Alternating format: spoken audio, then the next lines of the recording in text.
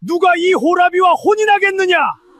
방문을 걸어 잠근 딸은 흐느낌만 내보낼 뿐이었습니다. 곰보 얼근 호라비에게는 죽어도 못 가겠다는 것이었지요. 그때 19 여종이 마루 밑에서 걸어 나왔습니다. 흙 묻은 치맛단을 털고 주먹을 꼭 쥔 채였지요. 제가 하겠습니다. 마당에 있던 모두가 숨을 삼켰습니다. 상전을 대신해 그것도 곰보 호라비에게 시집을 가겠다니요. 그런데 이 여종이 손을 든 데에는 아무도 짐작 못한 까닭이 숨어 있었습니다. 구독과 좋아요를 눌러주세요. 계신 곳으로 좋은 이야기와 함께 행운을 보내드리겠습니다. 옛날 옛적 전라도 나주 고을에 어느 부잣집에 보배라는 여종이 살았습니다. 나이는 19, 부엌에서 나고 자란 아이였지요.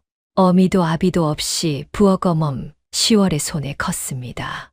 남들은 그 아이를 두고 종년이라 불렀지만 보배의 눈빛만은 여느 종과 달랐습니다. 보배야, 물 좀 길어 오너라.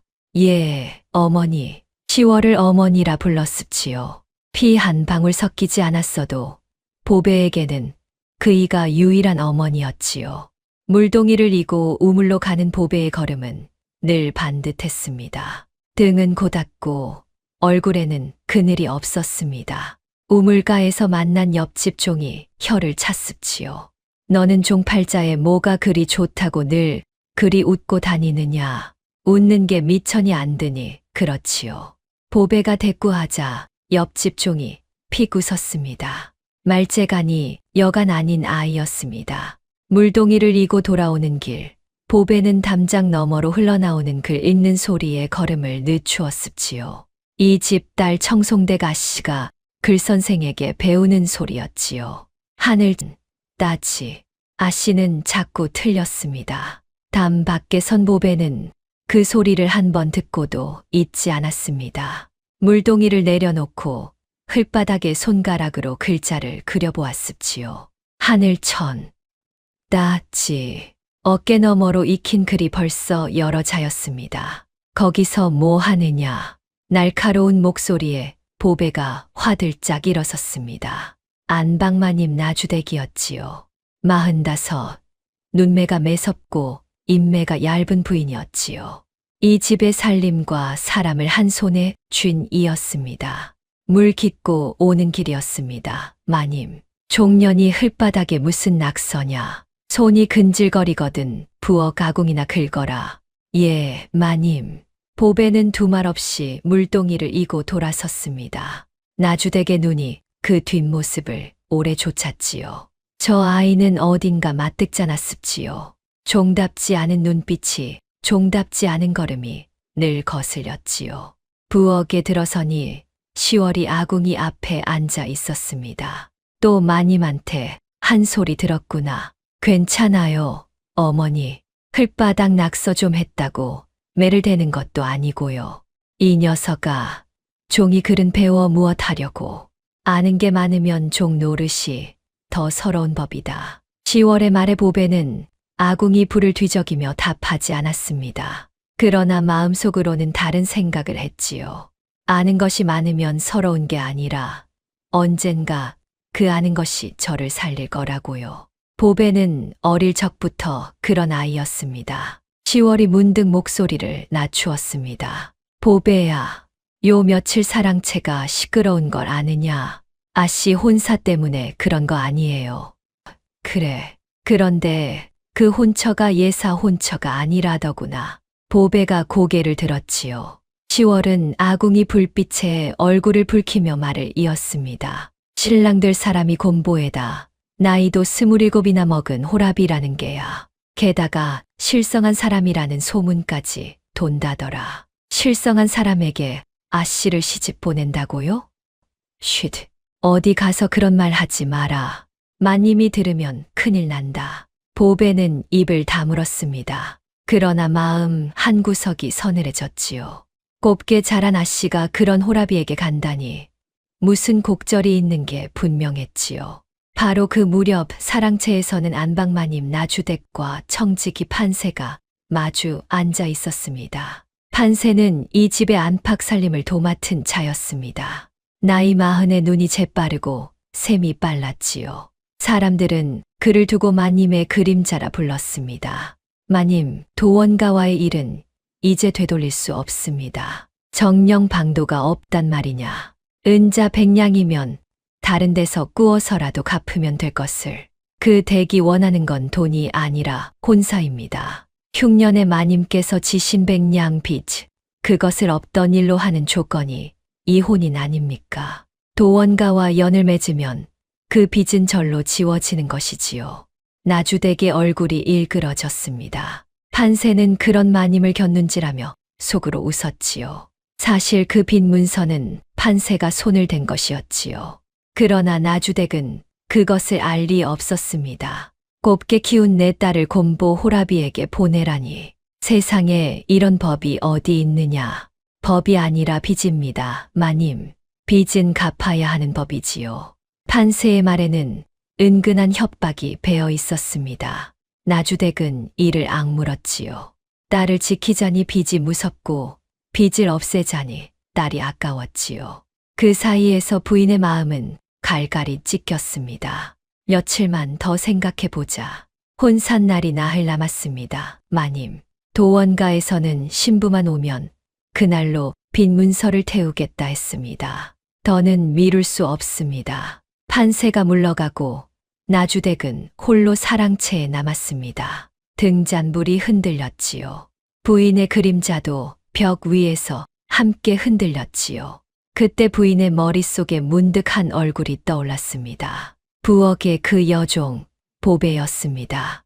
이튿날 아침 마당에서 소동이 일었습지요. 청송댁 아씨가 혼사 이야기를 듣고 방문을 걸어 잠근 것이었지요. 아씨는 곰보 호라비에게는 죽어도 못 간다며 울음을 그치지 않았습니다. 이 어미 말을 들어야지. 어인 고집이냐. 어머니 차라리 저를 죽이세요. 그런 사람에게는 못 갑니다. 방문 너머로 딸의 흐느낌이 새어 나왔습니다. 나주댁의 얼굴이 불그락푸르락했지요. 마당에 모인 종들은 고개를 숙인 채 눈치만 살폈지요. 그때 나주댁이 마당을 향해 소리쳤습니다. 누가 이 호라비와 혼인하겠느냐. 혼산날이 코앞인데 어인 울음이냐. 마당에 무거운 침묵이 내려앉았습니다. 아무도 나서지 않았지요. 실성한 호라비에게 시집 가겠다는 이가 있을 리 없었지요. 바로 그때였습니다. 부엌 쪽에서 한 사람이 걸어 나왔습니다. 보배였습지요. 흙 묻은 치맛단을 털고 주먹을 꼭 쥔 채였지요. 제가 하겠습니다. 마당의 모든 눈이 보배에게 쏠렸습니다. 나주댁도 눈을 크게 떴습니다. 10월은 부엌 문턱에서 그대로 굳어버렸지요. 너 지금 뭐라 했느냐. 제가 아씨 대신 시집 가겠습니다, 마님. 보배의 목소리는 떨리지 않았습니다. 오히려 또렷했지요. 종년의 입에서 나온 말치고는 너무나 담대했습니다. 나주댁은 한동안 말을 잊지 못했습니다. 내가 무슨 생각으로 그런 말을 하는지 모르겠다만 이건 예사실이 아니다. 그 집에 한번 들어가면 다시는 이 문턱을 못 넘을 수도 있어. 압니다, 마님. 곰보에 실성한 호랍이다. 그래도 가겠느냐? 가겠습니다. 보배의 눈에는 흔들림이 없었지요. 무언가 굳게 정한 사람의 눈빛이었지요. 나주댁은 그 눈을 마주 보다가 슬며시 시선을 피했습니다. 부인의 마음속에서는 계산이 빠르게 돌아갔습니다. 딸을 지키고 빚도 없애고 게다가 거슬리던 종년까지 내보낼 수 있다니요. 이보다 좋은 셈이 없었습니다. 그렇다면 좋다. 내가 대신 가거라. 말은 그렇게 떨어졌습니다. 그러나 마당 한 구석에서는 10월이 손으로 입을 틀어막고 있었지요. 10월의 눈에는 눈물이 그렁그렁 맺혔습니다. 애지중지 키운 아이를 그런 곳에 보내야 한다니 어미의 가슴이 무너지는 듯했습니다. 그날 밤 부엌 뒷방에서 10월은 보배를 붙잡고 울었습지요. 이 미련한 것사, 어쩌자고 그런 말을 했느냐. 곰보에 실성한 호랍이라지 않느냐. 어머니, 울지 마세요. 울지 말라니. 널 그런 곳에 보내고 내가 어찌 밥이 넘어가겠느냐. 보배는 10월의 거친 손을 두 손으로 감쌌습니다. 그러고는 나직이 말했습니다. 어머니, 저는 어차피 이 집에서 평생 종으로 늙을 몸이에요. 그럴 바에는 한 집의 안주인으로 사는 게 낫지 않겠어요? 곰보면 어떻고 호랍이면 어때요? 사람 속을 봐야지요. 10월은 그 말에 더 크게 울었지요. 저 어린 것이 무슨 속을 그리 깊이 두었나 싶었지요. 그러나 보배의 마음 속에는 10월도 모르는 또 다른 까닭이 있었습니다. 며칠 전 우연히 엿들은 판세와 나주댁의 이야기 때문이었지요. 보배는 알고 있었습니다. 이 혼사에 무언가 수상한 구석이 있다는 것을요. 실성했다는 호랍이, 없던 빚, 서두르는 혼사, 무언가 악의가 맞지 않았습니다. 보배는 그 악의가 맞지 않는 틈을 파고들 작정이었습니다. 종으로 사느니 그 틈에 제 삶을 걸어보기로 한 것이지요. 어머니, 저 하나만 여쭐게요. 제가 어릴 적에 이 집에 어떻게 오게 되었어요?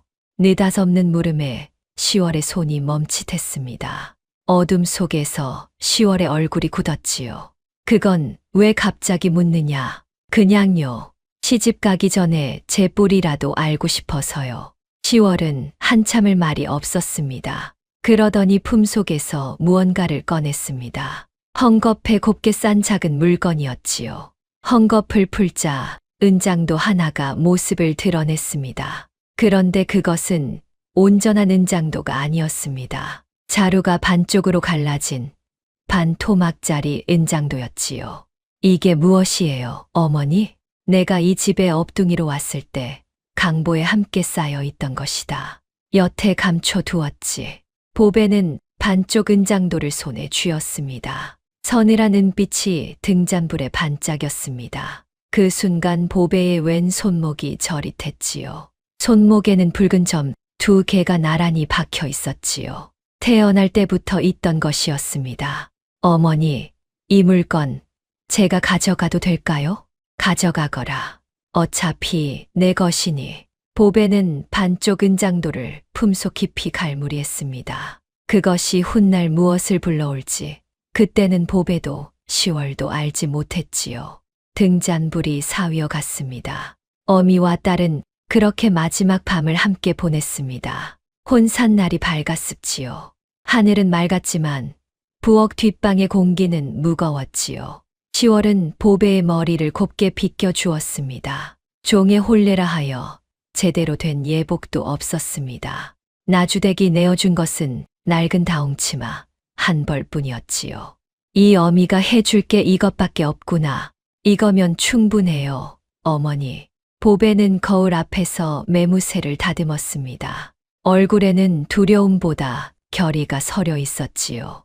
그때 방문이 열리며 청직이 판세가 들어섰습니다. 신부는 준비되었느냐? 가마가 왔다. 판세의 눈이 보배를 위아래로 훑었습니다. 그 눈빛에는 비웃음이 어려 있었지요. 종년이 상전 대신 시집 간다는 것이 우스웠던 겁니다. 어차피 실성한 호랍이 집이니 내 팔자에는 과분한 혼처다. 감사한 줄이나 알아라. 감사하지요. 이렇게 좋은 자리를 주시니. 보배가 태연히 대꾸하자 판세의 얼굴이 살짝 굳었습니다. 이 종년 겁을 먹기는커녕 넉살이 좋았습니다. 판세는 헛기침을 하고는 돌아섰지요. 쓸데없는 소리 말고 어서 나오너라. 보배는 10월을 한 번 꼭 안았습니다. 그러고는 가마에 올랐지요. 가마가 대문을 나서자 10월은 담벼락에 기대어 소리 죽여 울었습니다. 마당 한 구석에서는 청송댁 아씨가 창틈으로 그 광경을 지켜보았습니다. 제 대신 종이 시집을 간다는 것이 아씨는 다행이면서도 어딘가 마음이 편치 않았지요. 가마는 덜컹거리며 산길을 넘었습니다. 도원 가는 고을에서도 외진 곳에 있었습니다. 한때는 대단한 세도가였다는데 지금은 몰락하여 낡은 기와집만 남았다는 소문이었지요. 가마 안에서 보배는 반쪽 은장도를 만지작거렸습니다. 마음을 다잡기 위해서였습니다. 무슨 일이 있어도 흔들리지 않는다. 사람 속을 보고 이 집의 진짜 사정을 알아낸다. 한참을 가니 낡은 대문이 나타났습니다. 도원가였습니다. 담장은 여기저기 무너졌고 마당에는 잡초가 무성했지요. 과연 몰락한 집의 모양새였지요. 그러나 보배의 눈은 다른 것을 보았습니다. 무너진 담장 안쪽, 마당 한켠에 곱게 손질된 화단이 있었던 겁니다. 몰락한 집치고는 이상한 구석이었지요. 가마가 마당에 내려앉았습니다. 보배가 가마에서 내리자 마루에 한 사내가 서 있었습니다. 그가 바로 신랑 도원이었습지요. 보배는 숨을 삼켰습니다. 사내의 얼굴은 소문대로였습니다. 온통 얼근 곰보 자국이 얼굴을 뒤덮고 있었지요. 검붉은 흉터가 뺨과 이마에 가득했습니다. 한눈에도 흉한 얼굴이었습니다. 그러나 보배는 고개를 숙이지 않았습지요. 오히려 그 얼굴을 똑바로 마주 보았지요. 신부 되실 분이시오? 도원의 목소리는 뜻밖에도 나직하고 차분했습니다. 실성한 사람의 목소리가 아니었지요. 보배는 그 목소리에서 무언가를 느꼈습니다. 예, 보배라 하옵니다. 보배라. 이름이 곱소. 도원이 그렇게 말하며 보배를 바라보았습니다. 곰보 얼굴 사이로 두 눈이 형형하게 빛났지요. 그 눈빛은 흉한 얼굴과 어울리지 않았습니다. 맑고 깊은 눈이었습니다. 보배는 속으로 생각했지요. 이 사람, 겉모습과 눈빛이 따로 논다고요. 혼례는 조촐하게 치러졌습니다. 하객이라고는 도원가의 늙은 종 몇 분이었지요. 맞절을 하고 술잔을 나누었습니다. 그러는 내내 보배는 도원을 살폈습니다. 실성했다는 사람치고는 행동거지가 반듯했지요. 술잔을 드는 손도 떨리지 않았고 예법도 어긋남이 없었지요. 소문과 다르다. 이 사람은 실성하지 않았어. 혼례가 끝나고 보배는 신방으로 안내되었습니다. 방은 낡았지만 깨끗했습니다. 누군가 정성껏 쓸고 닦은 흔적이 있었지요. 보배는 방 안을 둘러보며 고개를 갸웃했습니다. 몰락한 호라비의 집이라기에는 이 방에는 이상하리만치 손길이 배어 있었습니다. 밤이 깊었습지요. 도원이 신방에 들었습니다. 보배는 다소곳이 앉아 있었지요. 그러나 마음속으로는 잔뜩 긴장하고 있었습니다. 보배라 했소. 나 같은 호라비에게 시집 오는 것이 두렵지 않았소. 두렵지 않았다면 거짓이지요. 헌데 어찌 왔소? 보배는 잠시 도원을 바라보았습니다. 그러고는 또박또박 말했지요. 소문으로만 사람을 판단할 수 없다 여겼습니다. 얼굴이 곰보라 하여 마음까지 곰보는 아닐 테고 실성했다 하여 정말 실성한 것도 아닐 테지요. 저는 제 눈으로 나리를 보고 판단하겠습니다. 도원의 눈이 커졌습니다. 그는 이 당돌한 신부를 한동안 말없이 바라보았지요. 종의 신분으로 상전을 대신해 온 여인이 이토록 담대하게 말할 줄은 몰랐던 겁니다. 허허, 재미있는 사람이로군. 도원이 낮게 웃었습니다. 그 웃음소리에는 실성한 자의 광기가 없었습니다. 오히려 깊은 여유가 배어 있었지요. 보배는 확신했습니다. 이 혼사에는 분명 숨은 곡절이 있다고요. 그날 밤 두 사람은 잠자리를 함께하지 않았습니다. 도원이 먼저 그렇게 청했지요. 서로 마음이 열리기 전에는 부부라 한들남이나 다름없소. 그대와 나 천천히 서로를 알아갑시다. 뜻밖의 말이었습니다. 보배는 그 말에 도원을 다시 보았습니다. 흉한 겉모습과 달리 이 사람의 속은 깊고 반듯했지요. 보배의 마음 한구석이 조금 풀렸지요. 이튿날 아침 보배는 일찍 일어나 집안을 둘러보았습니다. 도원가는 과연 몰락한 집이었습니다. 꽃가는 비어 있었고 살림살이는 낡았지요. 부엌에는 며칠 묵은 재만 쌓여 있었습니다. 그런데 이상한 것은 이 집에 사람이 몇 없다는 점이었습니다. 늙은 종 두엇과 병들어 누운 노마님 한 분뿐이었지요. 새아기 씨, 여기 계셨소. 늙은 종 하나가 다가왔습니다. 이름은 덕수라 했지요. 도원가에서 오래 일한 이였습니다. 영감님, 이 집에 노마님이 계시다지요? 예, 도련님 어머니 되십니다. 병으로 누우신 지 오래되었지요. 제가 문안을 드려도 될까요? 덕수가 놀란 얼굴로 보배를 보았습니다. 시집 온 첫날부터 시어머니 문안을 청하는 며느리는 흔치 않았지요. 더구나 병든 시어머니를요. 덕수는 고개를 끄덕이며 보배를 안채로 안내했습니다. 안채의 방은 어둡고 퀴퀴했습니다. 병든 노마님이 이불을 덮고 누워 있었지요. 광주댁이라 불리는 부인이었습니다. 얼굴은 창백했고 숨소리는 가늘었습니다. 보배는 조심스레 방으로 들어가 절을 올렸습지요. 어머님, 며느리 보배 문안 여쭙니다. 노마님이 힘겹게 눈을 떴습니다. 흐릿한 눈으로 보배를 보더니 가느다란 목소리로 물었지요. 내가 새로 온 며느리냐? 예, 어머님. 이런 집에 시집을 오다니 내 팔자도 기구하구나. 노마님의 눈에 물기가 어렸습니다. 보배는 그 손을 가만히 잡았습니다. 노마님의 손은 뼈만 앙상했지요. 오래 알아 온 손이었습니다. 어머님, 어디가 편찮으신지요?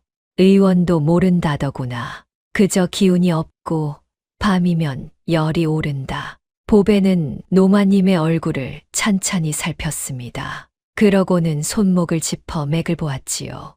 어릴 적 10월에게서 또 마을 의원 어깨너머로 익힌 것이었습니다. 맥은 가늘고 빨랐습니다. 보배는 무언가를 짚어냈습지요. 어머님, 혹여 근래 드신 것이 부실하지 않으셨는지요. 곳간이 비어 죽 한 그릇도 제대로 못 먹은 지 오래다. 보배의 눈이 반짝였습니다. 병이 아니라 굶주림이 노마님을 이 지경으로 만든 것이었지요. 잘 먹고 기운을 차리면 나을 수 있는 병이었습니다. 보배는 마음속으로 결심했습니다. 이 집을 다시 일으키겠다고요. 그것이 이 집의 진짜 사정을 알아내는 길이기도 했지요. 어머님, 조금만 기다리세요. 제가 어머님 기운을 차리게 해드리겠습니다. 노마님은 그 말에 희미하게 웃었습니다. 며느리의 손이 따뜻했지요. 오랜만에 느끼는 온기였습니다. 그 무렵 나주댁의 집에서는 판세가 회심의 미소를 짓고 있었습니다. 종년을 대신 보냈으니 빈 문서만 태우면 만사가 끝날 판이었지요. 그러나 판세의 속셈은 그것만이 아니었습니다. 판세는 사랑채에서 홀로 빈 문서를 들여다보며 중얼거렸습니다. 이제 저 종년만 도원가에서 조용히 사라져 주면 남은 일은 내 뜻대로 되겠지. 판세의 눈이 음험하게 빛났지요. 이 혼사 뒤에는 나주댁도 모르는 판세만의 검은 계략이 숨어 있었던 겁니다. 사실 도원가의 백냥을 빌렸다는 그 빈 문서는 판세가 손수 위조한 것이었습니다. 나주댁이 흉년에 빌린 돈은 다른 곳에서 온 것이었지요.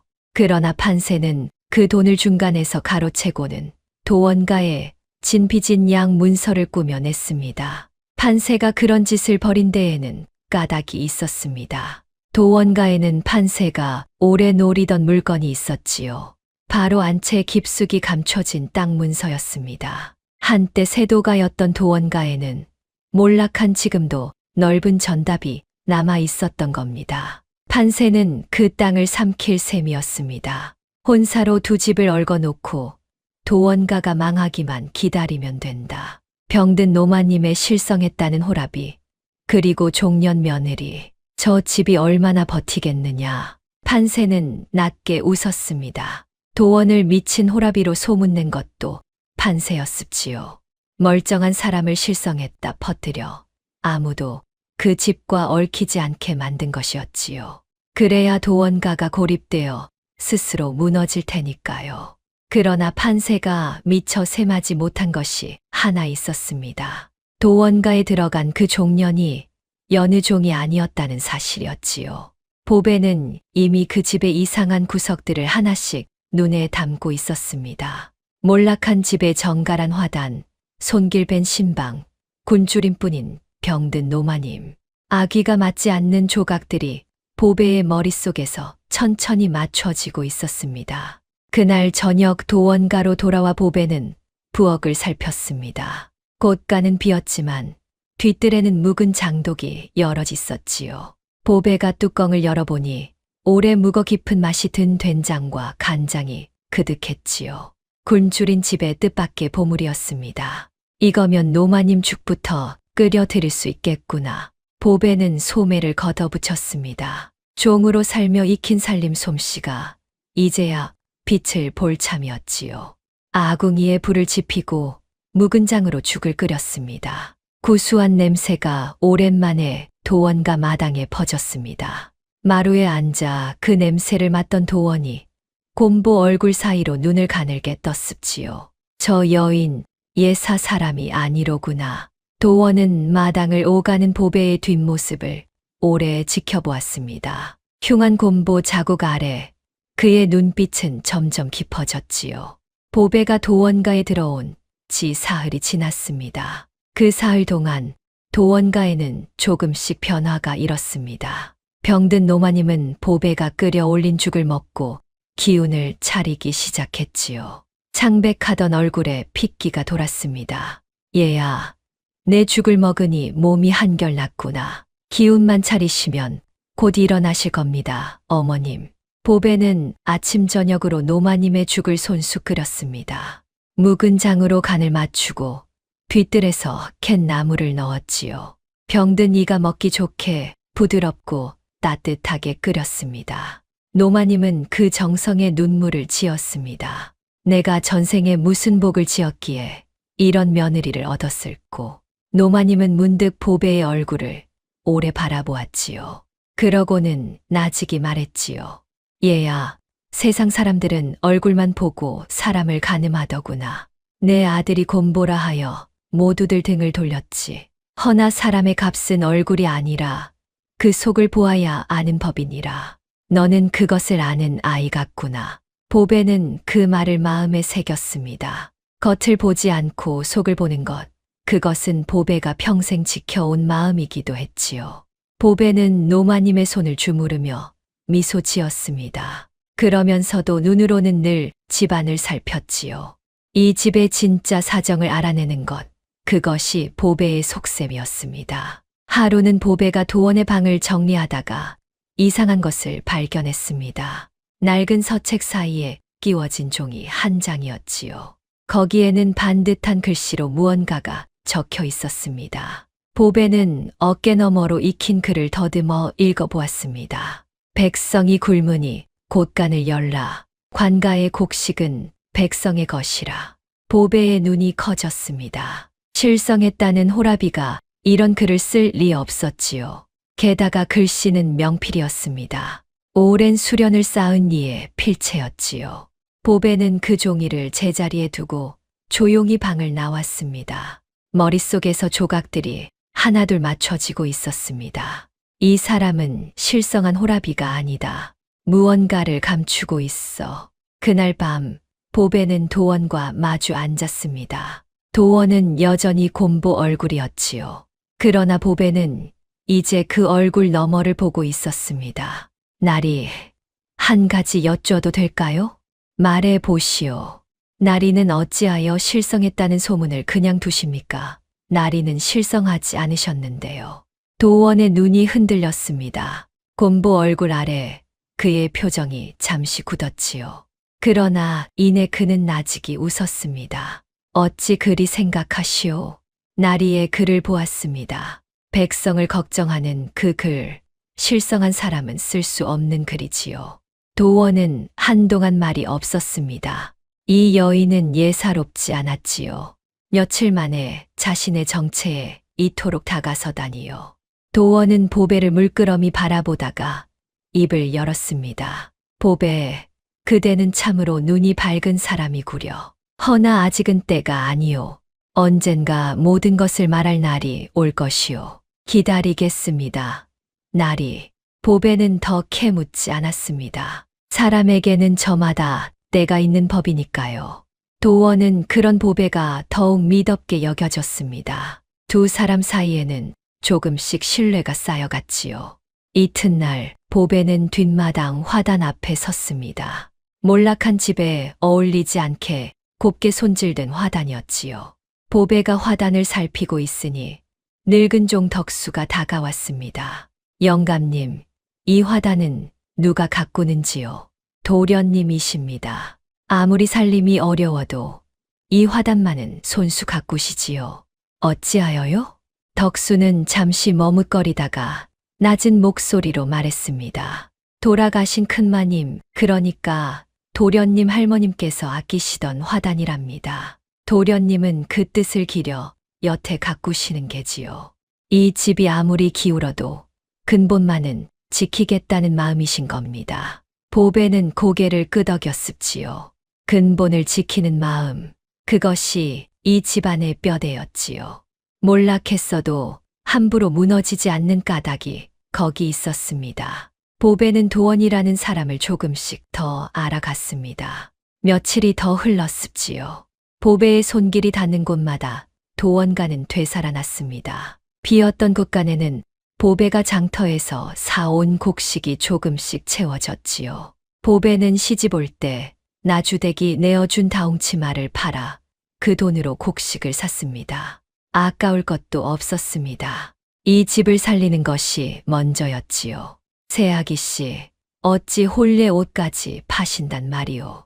덕수가 안타까워하자 보배는 웃으며 답했습니다. 옷은 또 지으면 되지요. 사람이 굶는 것보다야 낫지 않겠어요? 보배의 살림 솜씨는 놀라웠습니다. 남은 곡식으로 떡을 빚어 장에 내다 팔고 그 돈으로 다시 살림을 늘렸지요. 뒤뜰에 묵은 장을 팔아 목돈을 마련하기도 했습니다. 장터에 나간 보배는 눈썰미도 좋았습니다. 어느 장수가 돛박을 속이는지 어느 곡식이 실한지 한눈에 알아보았지요. 하루는 쌀장수가 돛박에 손가락을 걸어 양을 속이려 들자 보배가 그 손목을 가만히 짚었습니다. 어르신, 돛박은 손이 아니라 곡식으로 채우는 것이지요. 쌀장수가 무안에 얼굴을 붉히자 구경하던 사람들이 웃음을 터뜨렸습니다. 그날 이후 장터에서는 도원과 새댁을 함부로 속이지 못했지요. 보배는 그렇게 야무지게 살림을 꾸렸습니다. 도원가의 살림은 하루가 다르게 나아졌습니다. 병든 노마님도 자리에서 일어나 앉을 만큼 기운을 차렸지요. 이 모든 것을 지켜보던 도원은 보배에게 깊이 감복했습니다. 곰보 얼굴 아래 그의 마음에는 이 당돌하고 지혜로운 아내를 향한 정이 싹 트고 있었지요. 하루는 도원이 보배를 불렀습니다. 보배, 그대에게 물을 것이 있소. 말씀하세요, 나리. 그대는 어찌하여 이토록 이 집을 위해 애쓰는 것이오? 그대는 대신 팔려온 종이 아니오. 마음만 먹으면 언제든 떠날 수도 있을 텐데. 보배는 잠시 생각에 잠겼습니다. 그러고는 도원을 바라보며 또박또박 말했지요. 나리, 제가 이 집에 온 것은 대신 팔려온 종이라서가 아닙니다. 제 발로, 제 뜻으로 온 것입니다. 종으로 평생을 사느니 한 집의 안주인으로 사람답게 살고 싶었습니다. 그리고 무엇보다도 저는 사람을 겉으로 판단하지 않습니다. 곰보라 하여 흉한 사람이 아니고 화려하다 하여 귀한 사람이 아니지요. 저는 나리의 속을 보았습니다. 나리는 것과 달리 반듯하고 깊은 분이십니다. 그런 분과 사는 것이 저는 조금도 부끄럽지 않습니다. 도원의 가슴이 뜨거워졌습니다. 곰보 얼굴 아래 두 눈에 물기가 어렸지요. 세상 사람 모두가 자신을 겉모습으로 밀어냈는데 이 여인만은 자신의 속을 보아주었습니다. 도원은 그 순간 마음속으로 굳게 다짐했습니다. 이 여인을 무슨 일이 있어도 지키겠다고요. 그 무렵부터 도원은 종종 집을 비웠습니다. 낡은 도포를 걸치고 삿갓을 눌러쓴 채 어디론가 다녀오곤 했지요. 하루는 보배가 그 뒷모습을 보고 덕수에게 물었습니다. 영감님, 나리는 어디를 저리 다니시는지요? 덕수는 잠시 머뭇거리다 낮게 답했습니다. 도련님은 고을을 두루 돌아보십니다. 흉년의 백성들이 어찌 사는지, 굶는 이는 없는지 손수 살피시지요.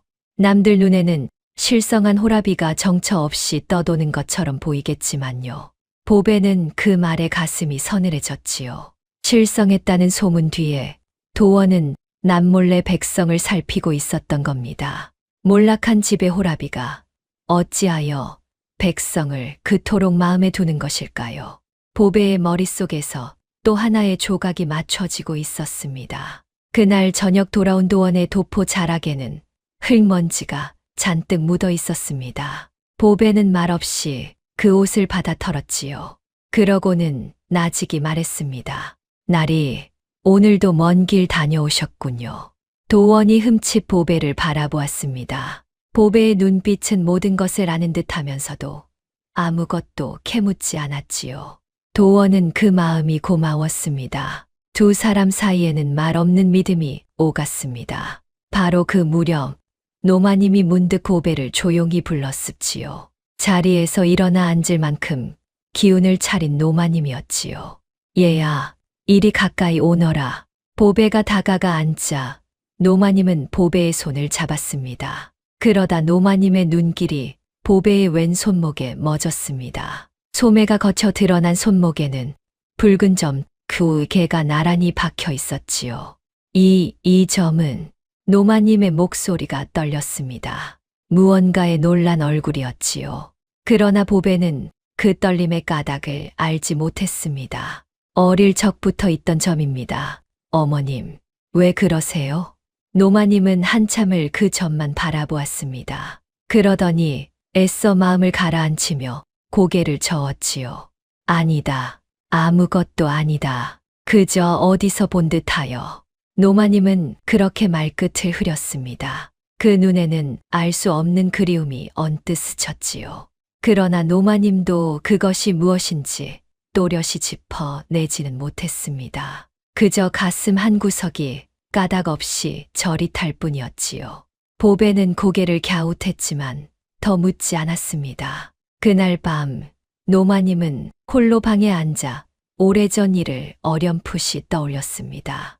무언가 잊고 지낸 예실이 그 두 점을 본 순간 가슴을 두드린 것이지요. 그러나 병들어 흐릿해진 기억은 좀처럼 갈피를 잡지 못했습니다. 노마님은 그저 며느리의 손목을 다시 한번 떠올리며 알 수 없는 그리움에 오래도록 잠을 이루지 못했지요. 도원가의 봄이 찾아왔습니다. 보배가 들어온 지도 어느덧 두 달이 지났지요. 그 사이 도원가는 몰라보게 달라졌습니다. 곳간에는 곡식이 쌓였고 병들었던 노마님은 마당을 거닐 만큼 건강해졌습니다. 무너졌던 담장도 하나둘 손보아졌지요. 죽어가던 집이 되살아난 것입니다. 이 모든 것이 보배의 손끝에서 이루어졌습니다. 사람들은 도원가 세댁의 지혜와 부지런함을 입에 올리기 시작했지요. 종으로 팔려 온 여인이 몰락한 집을 일으켰다는 소문이 고을에 조금씩 퍼졌습니다. 그런데 그 소문이 뜻밖의 곳까지 흘러들었습니다. 바로 나주댁의 집이었지요.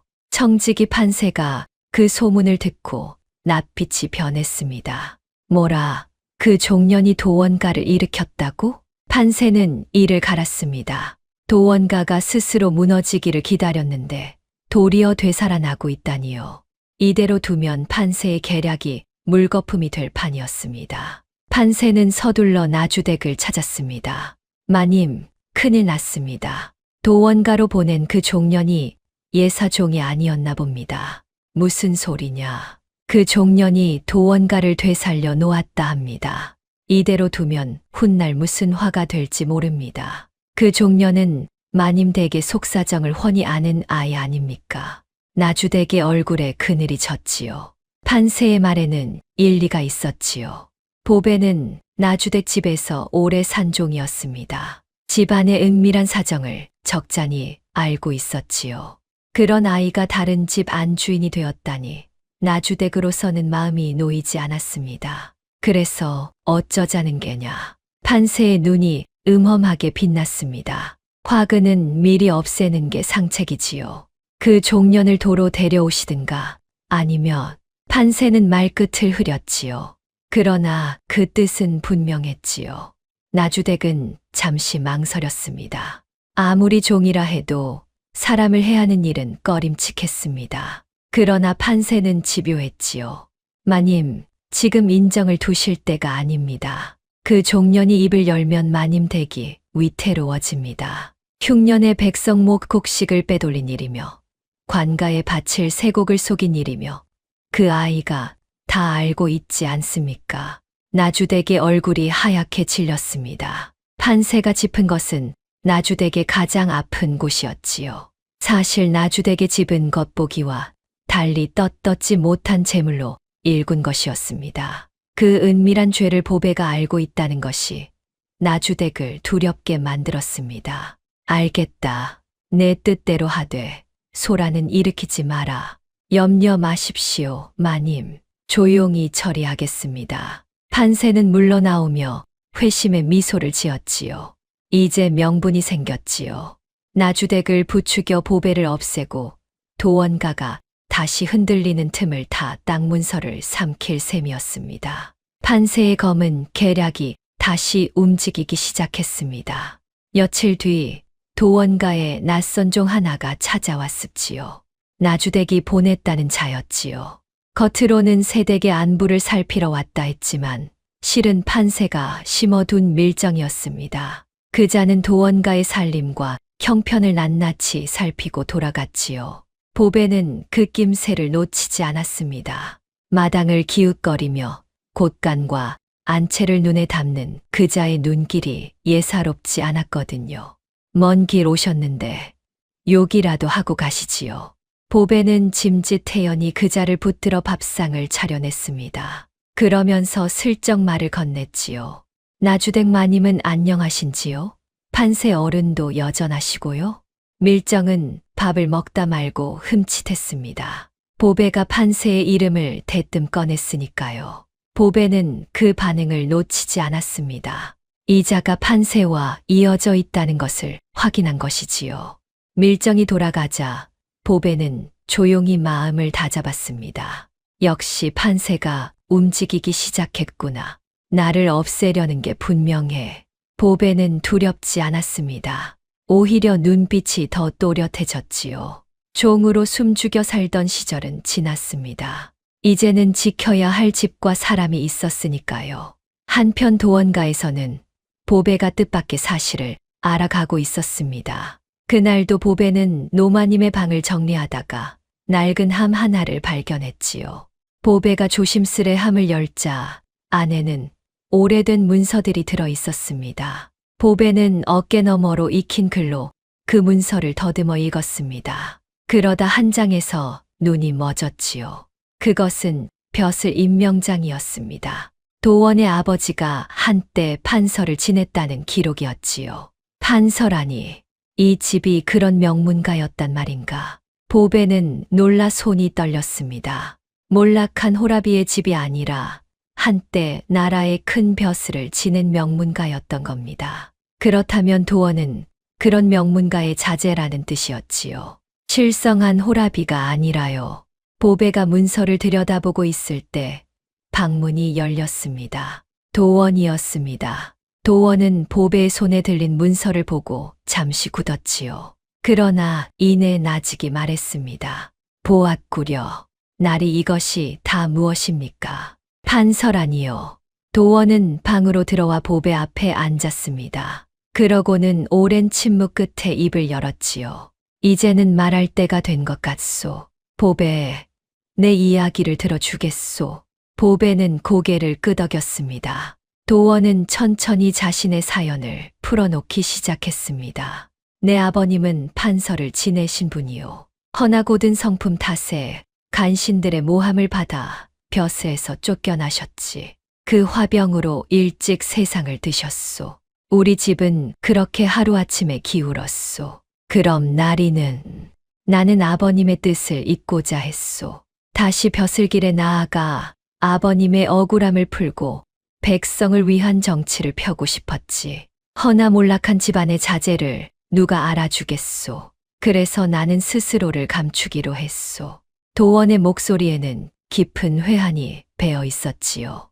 보배는 숨죽여 그 이야기를 들었지요. 세상 사람들이 나를 실성한 곰보 호라비로 알게 두었소. 그래야 아무도 나를 주목하지 않을 테니까. 나는 그 소문 뒤에 숨어 남몰래 고을을 돌며 백성의 삶을 살폈소. 언젠가 때가 오면 이 두 눈으로 본 백성의 고통을 세상에 알릴 작정이었지.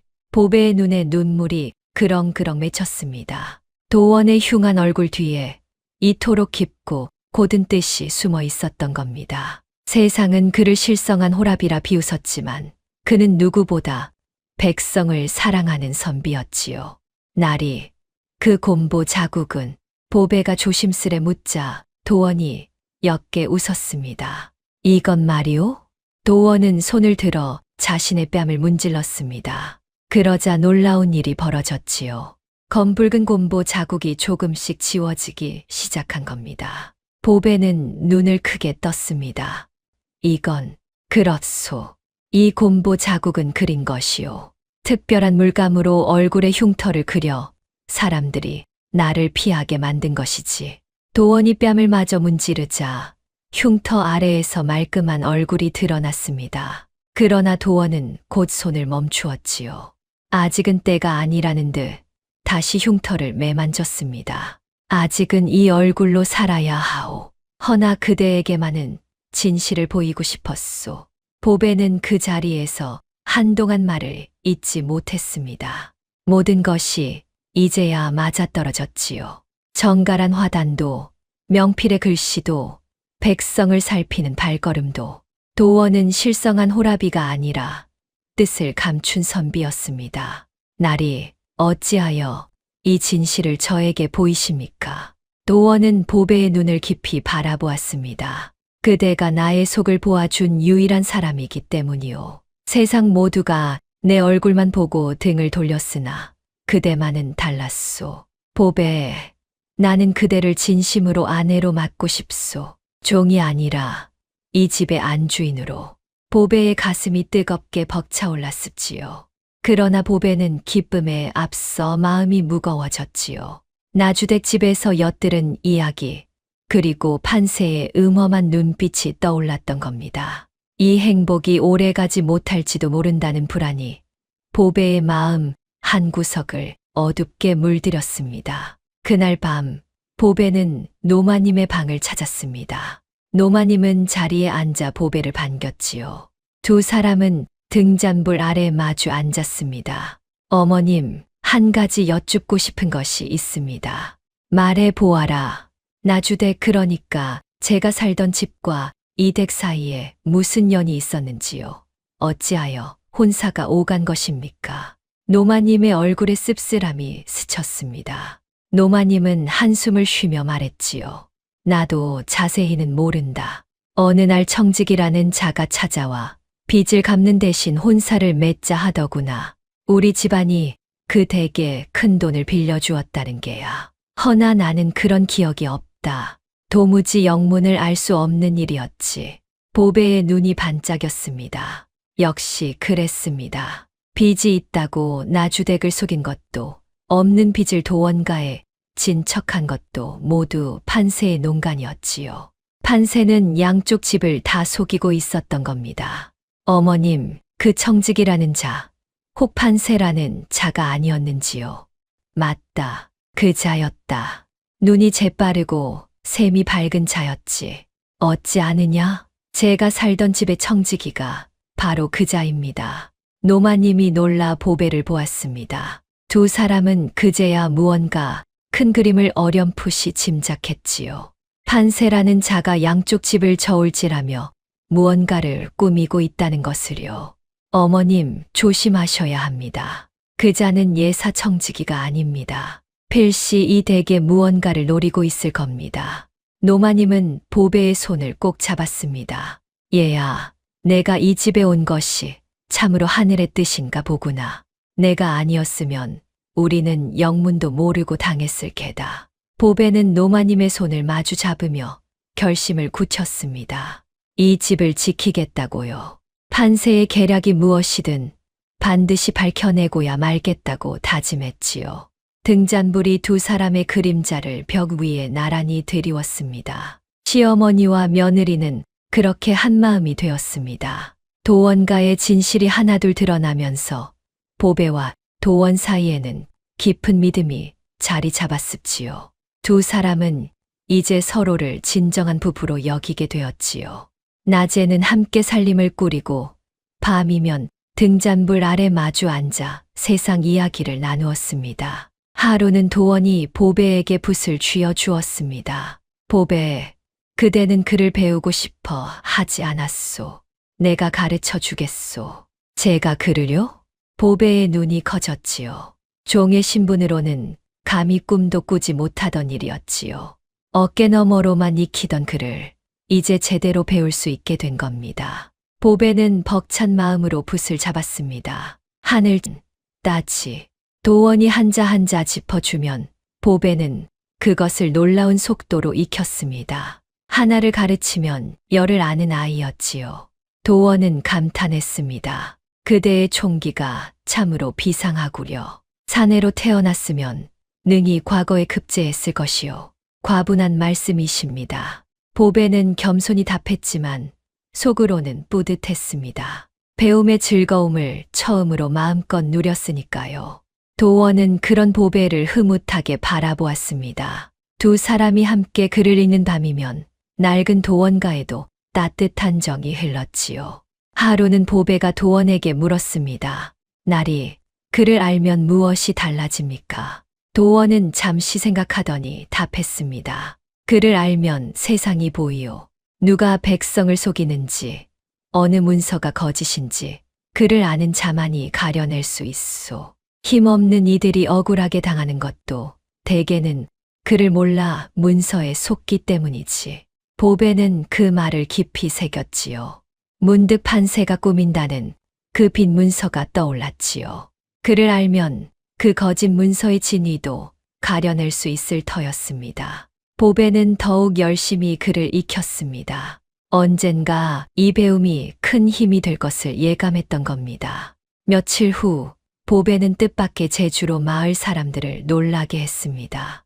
이웃 마을에 열병이 돌아 여럿이 알아누웠던 겁니다. 의원은 멀고 약값은 비쌌지요. 사람들은 발만 동동 굴렀습니다. 그때 보배가 나섰습니다. 제가 아는 약초가 있습니다. 함께 캐러 가시지요. 보배는 어릴 적 10월과 마을 의원에게서 익힌 약초 지식을 떠올렸지요. 사람들을 이끌고 산으로 올라 열을 내리는 약초를 캤지요. 그것을 다려 앓는 이들에게 먹이니 신통하게도 열이 내렸습니다. 마을 사람들은 보배를 우러러 보았습니다. 보배는 약을 다리면서도 병자들을 세심히 살폈습지요.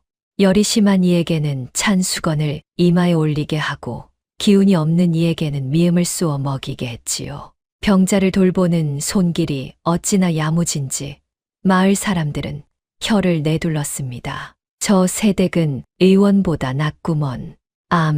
마음까지 저리 고우니 병도 절로 낫지.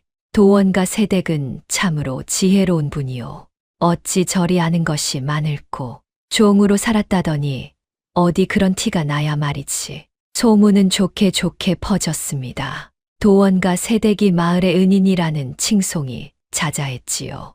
보배는 그렇게 마을 사람들의 마음을 얻어갔습니다. 그것은 훗날 보배에게 큰 힘이 되었지요. 하루는 장터에서 재미난 일이 있었습니다. 보배가 떡을 팔러 나갔는데 한 허풍쟁이 양반이 시비를 걸어온 겁니다. 그 양반은 외상으로 떡을 먹고는 값을 치르지 않으려 했지요. 내 2년 종 출신 주제에 감히 양반에게 떡값을 받겠다는 게냐? 보배는 조금도 물러서지 않았습니다. 나리, 양반은 떡을 공짜로 드셔도 되는 법이 어디 있습니까? 나라님도 밥값은 치르시는 법이지요. 주위 사람들이 킥킥 웃었습니다. 양반의 얼굴이 벌개졌지요. 이런 발칙한 것이 있나? 발칙한 것은 떡값 떼먹는 분이지요. 자, 여기 계신 분들께 여쭤볼까요? 떡을 드셨으면 값을 치르는 게 옳습니까? 그른 게 옳습니까? 보배가 구경꾼들을 돌아보며 묻자 사람들이 입을 모아 답했습니다. 값을 치르지. 양반은 사방에서 쏟아지는 눈총에 어쩔 줄을 몰랐습니다. 결국 씩씩거리며 떡값을 던지듯 치르고는 도망치듯 사라졌지요. 구경꾼들은 배를 잡고 웃었습니다. 보배의 야무진 말솜씨가 통쾌했던 겁니다. 도원과 세댁 속이 다 시원하오. 보배는 빙긋 웃으며 떡값을 챙겼습니다. 종으로 살 때는 억울해도 참아야 했지만 이제는 달랐지요. 당당히 제 몫을 지킬 수 있었습니다. 보배는 그런 자신이 대견했습니다. 그날 저녁 집으로 돌아온 보배는 도원에게 장터 이야기를 들려주었습지요. 도원은 껄껄 웃었지요. 그대는 참으로 대단한 사람이요. 그 허풍쟁이 양반이 제대로 임자를 만났구려. 호호, 떡값 떼먹으려다 망신만 당했지요. 두 사람은 마주보며 웃었습니다. 그 웃음 속에는 이제 부부다운 정이 흘렀지요. 며칠 뒤에는 또 다른 일이 있었습니다. 이웃에 사는 과부 하나가 울며 도원가를 찾아왔지요. 마을의 못된 부자가 빚을 핑계로 과부의 논을 빼앗으려 한다는 것이었습니다. 세댁, 억울해 죽겠습니다. 빌린 돈은 이미 다 갚았는데 문서가 없다고 자꾸 논을 내놓으라 합니다. 보배는 과부의 사정을 찬찬히 들었습니다. 그러고는 물었지요. 돈을 갚으실 때 곁에서 본 사람이 없었습니까? 있긴 있었지요. 방앗간 김서방이 봤습니다. 허나 그 부자가 무서워 다들 입을 다물고 있으니 보배는 잠시 생각에 잠겼습니다. 그러더니 무릎을 쳤지요. 방도가 있습니다. 그 부자가 돈을 받은 날이 장날이었지요. 그날 장터에 사람이 많았을 겁니다. 증인을 여럿 모으면 그자도 함부로 못할 겁니다. 보배는 과부와 함께 장터를 돌며 그날 일을 본 사람들을 하나둘 찾아냈습니다. 처음에는 부자가 무서워 다들거렸지만 보배의 조리 있는 설득에 하나둘 마음을 열었지요. 여러분, 오늘 이 과부의 논을 빼앗기게 두면 내일은 여러분의 논이 위태로워집니다. 옳은 일에 함께 입을 여는 것이 결국 여러분 자신을 지키는 길입니다. 보배의 말에 사람들은 고개를 끄덕였습니다. 마침내 여럿이 증인으로 나섰지요. 못된 부자는 여러 증인 앞에서 더는 억지를 부리지 못하고 결국 논을 돌려주었습니다. 과부는 보배의 손을 붙잡고 눈물을 흘렸지요. 세댁 은혜를 어찌 갚아야 할지. 은혜랄 게 뭐 있나요? 옳은 일을 한 것뿐인걸요. 보배의 이름은 마을에 더욱 널리 퍼졌습니다. 지혜롭고 의로운 도원가 세댁이라고요. 도원은 그 이야기를 전해 듣고 흐뭇하게 웃었습니다. 이 여인과 함께라면 무너진 집안을 다시 일으킬 수 있겠다고요. 아니, 이미 이 여인이 그렇게 하고 있었습니다. 봄이 무르익어 여름으로 접어들 무렵 도원가는 완전히 되살아났습니다. 꽃가는 그득했고 노마님은 건강을 되찾았지요.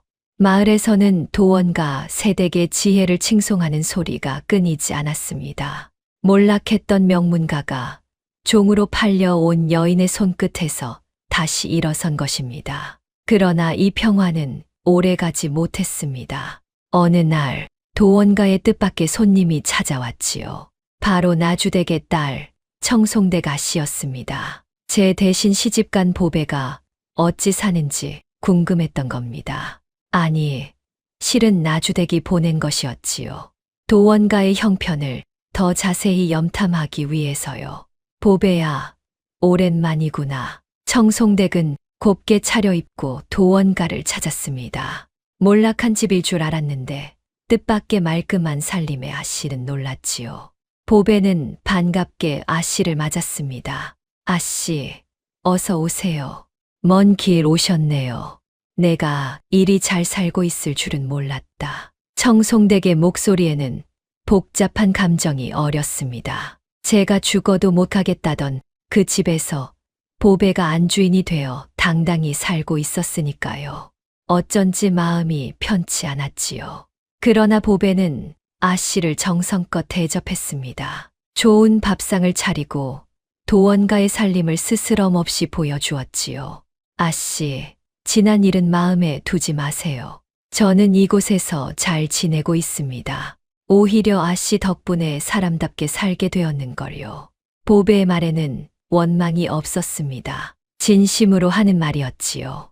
청송댁은 그런 보배가 어쩐지 부끄러웠습니다. 제 한 몸 편하자고 종을 대신 떠민 것이었는데 보배는 그것을 원망하기는커녕 고맙다 하니까요. 청송댁은 도원가에 하룻밤을 묵었습니다. 그런데 그날 밤 아씨는 우연히 도원의 진짜 얼굴을 엿보게 되었습니다. 도원이 세숫대야 앞에서 얼굴을 씻다가 곰보 자국이 지워진 순간을 본 것이지요. 청송댁은 소스라치게 놀랐습니다. 세상에 저 사람 곰보가 아니었어. 저리 훤한 얼굴이었다니. 청송댁의 마음속에 질투가 일었습니다. 제가 마다한 호라비가 실은 저리 준수한 선비였다니요. 게다가 종이었던 보배가 그 안주인이 되어 있었습니다. 아씨의 마음은 어지럽게 흔들렸지요. 이 사실을 어머니에게 알려야 할지 말아야 할지 갈피를 잡지 못했습니다. 이튿날 청송댁은 서둘러 도원가를 떠났습니다. 마음속에 무거운 비밀을 아는 채였지요. 보배는 그런 아씨의 뒷모습을 바라보며 어렴풋이 불안을 느꼈습니다. 무언가 심상치 않은 일이 다가오고 있음을 보배는 직감했지요.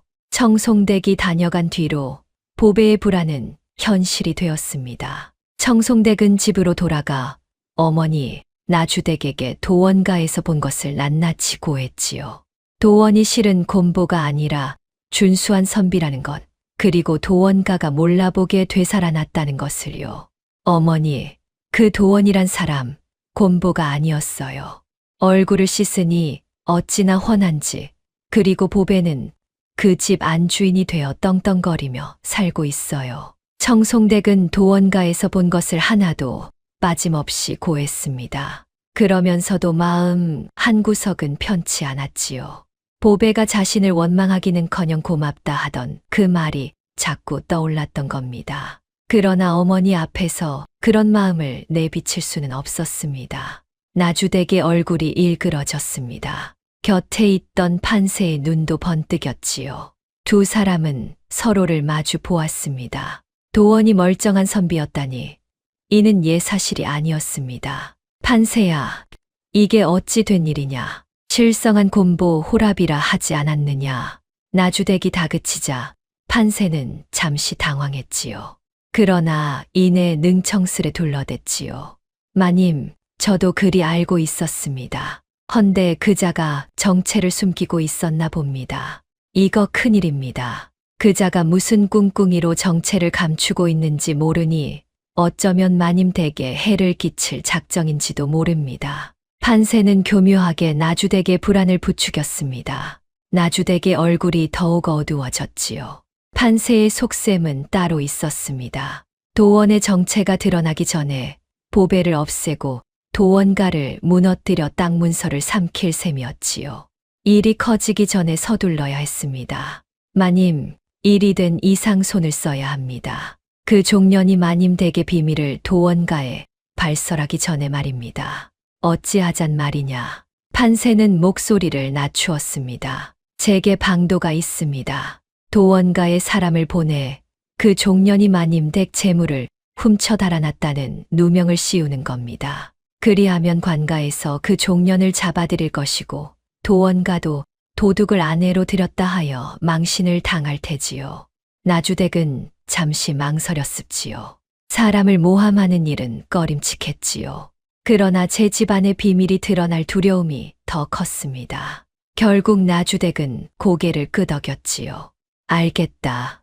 허나 소란은 크게 일으키지 마라. 그러나 나주댁은 몰랐습니다. 판세가 노리는 것이 제 집안의 비밀 따위가 아니라 도원가의 땅 문서라는 것을요. 판세는 나주댁의 두려움을 미끼로 삼아 제 입속을 챙기고 있었던 겁니다.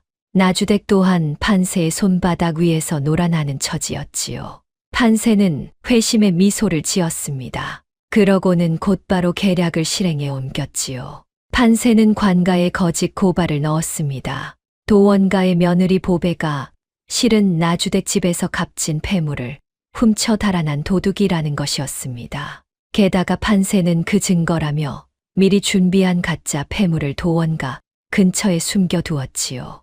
며칠 후 도원가의 관가에 포졸들이 들이닥쳤습니다. 도원가의 며느리 보배는 나오너라 절도죄로 잡아가겠다. 마당이 발칵 뒤집혔습니다. 보배는 영문을 몰라 어리둥절했지요. 절도라니요. 저는 아무것도 훔치지 않았습니다. 닥쳐라. 내가 나주댁에서 폐물을 훔쳐 달아난 것을 다 알고 있다. 증거도 있으니 순순히 오라를 받아라. 포졸들은 미리 숨겨둔 가짜 폐물을 들이밀었습니다. 보배의 얼굴이 하얗게 질렸지요. 이것이 판세의 지심을 단박에 알아챘습니다. 그러나 증거가 저리 나온 이상 발뺌하기 어려웠지요. 날이 보배가 도원을 찾았지만 하필 도원은 그날 고을을 살피러 나가 집에 없었습니다. 포졸들은 보배를 사정없이 끌고 갔지요. 병들었다 일어난 노마님이 버선발로 뛰어나와 매달렸습니다. 안 됩니다. 우리 며느리는 그럴 아이가 아닙니다. 놓아주세요.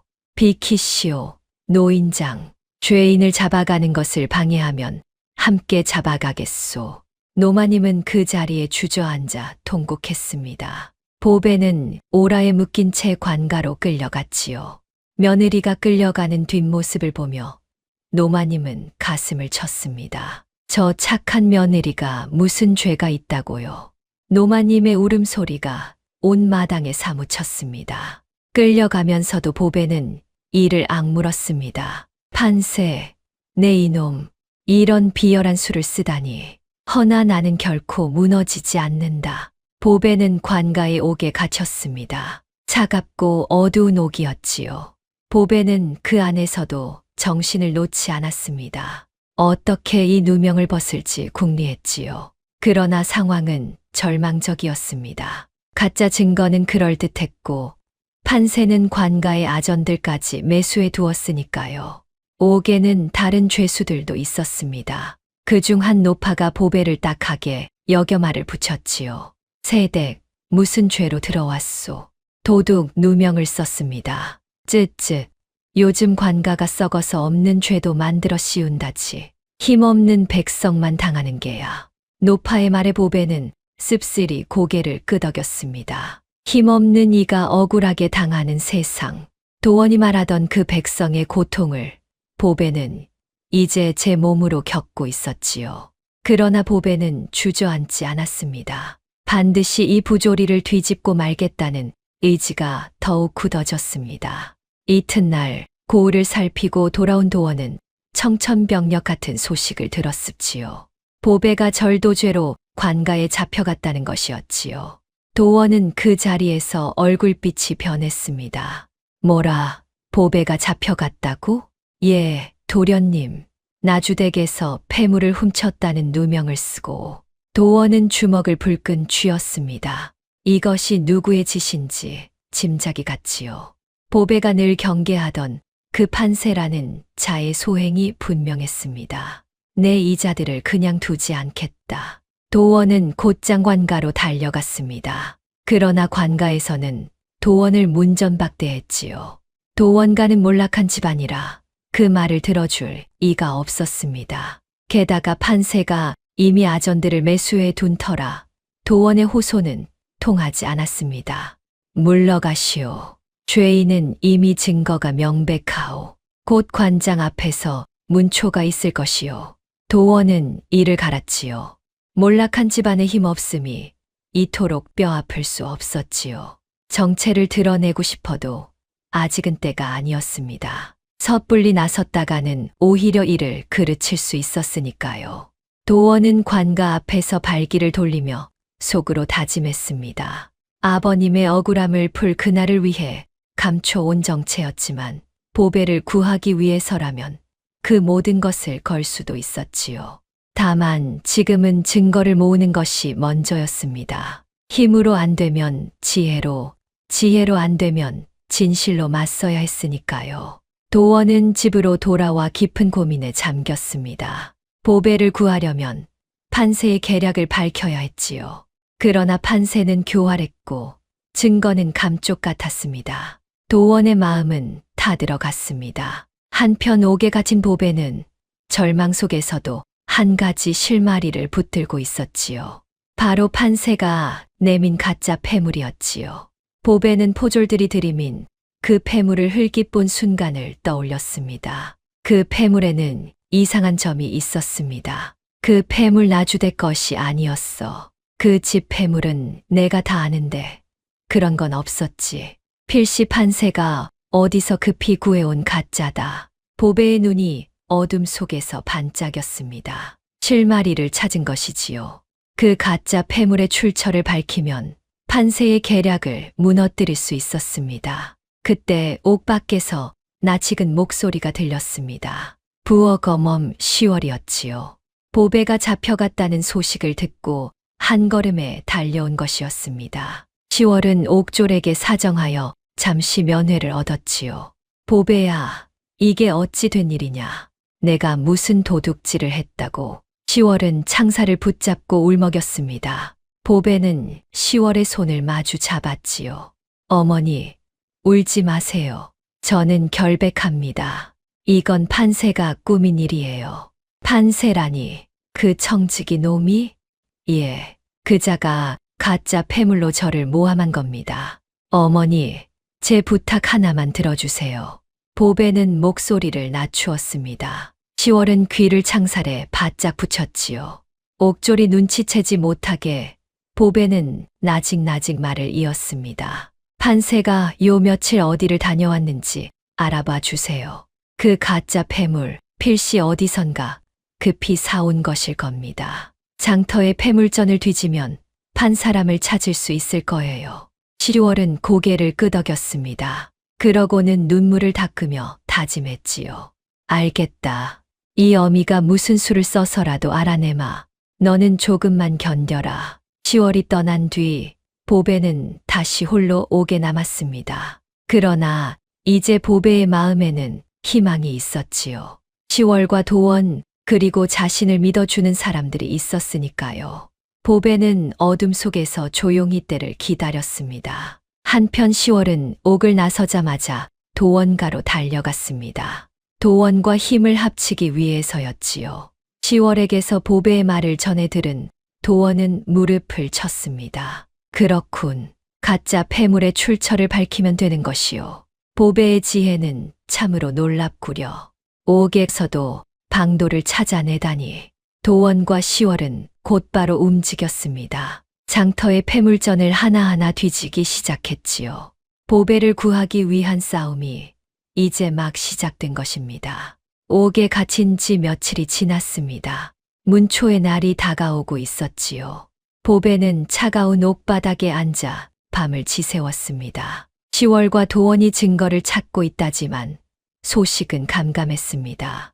문초에서 자백을 강요당하면 꼼짝없이 도둑으로 몰릴 판이었지요.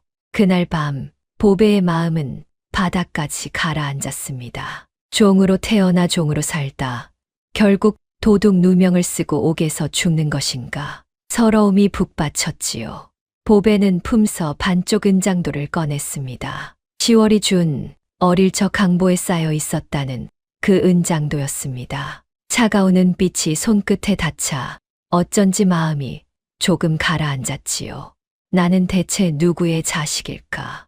어찌하여 이 집의 업둥이로 오게 되었을까? 보배는 반쪽 은장도를 어루만졌습니다. 은빛 자루에는 희미한 무늬가 새겨져 있었지요. 자세히 보니 매화 무늬였습니다. 그리고 그 아래 반으로 갈라진 자리에 글자 하나가 새겨져 있었지요. 어깨 너머로 또 도원에게서 배운 글로 보배는 그 글자를 읽었습니다. 광, 빛광 자로구나.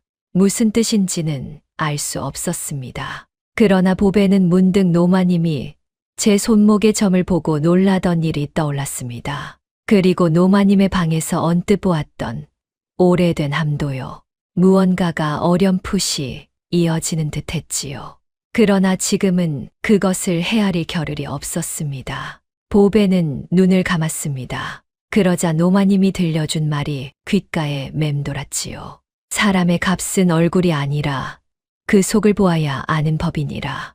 보배는 그 말을 곱씹었습니다. 사람의 값은 겉이 아니라 속에 있다. 그렇다면 지금 자신에게 씌워진 이 도둑 누명도 결국 겉일 뿐이었습니다. 저의 속, 저의 참된 마음은 결백했지요. 겉의 누명이 아무리 그럴듯해도 진실은 반드시 드러나는 법이었습니다.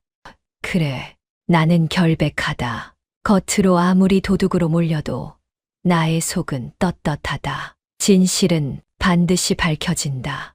보배는 다시 눈을 떴습니다. 절망으로 흐려졌던 눈빛이 다시 또렷해졌지요.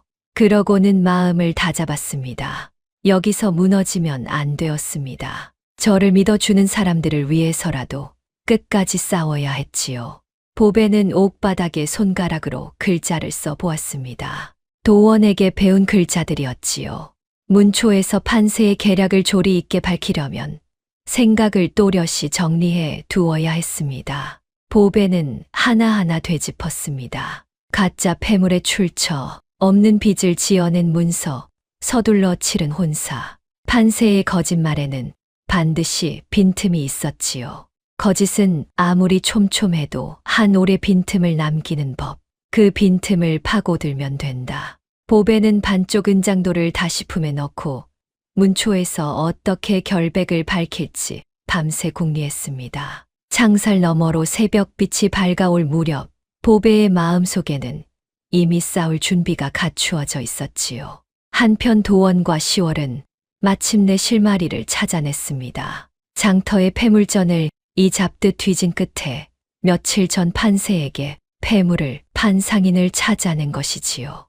그 폐물 말이오, 며칠 전에 어떤 청지기 차림의 사내가 급히 사갔소. 값도 안 깎고 서둘러 가져가더구먼. 폐물상의 증언이었습니다.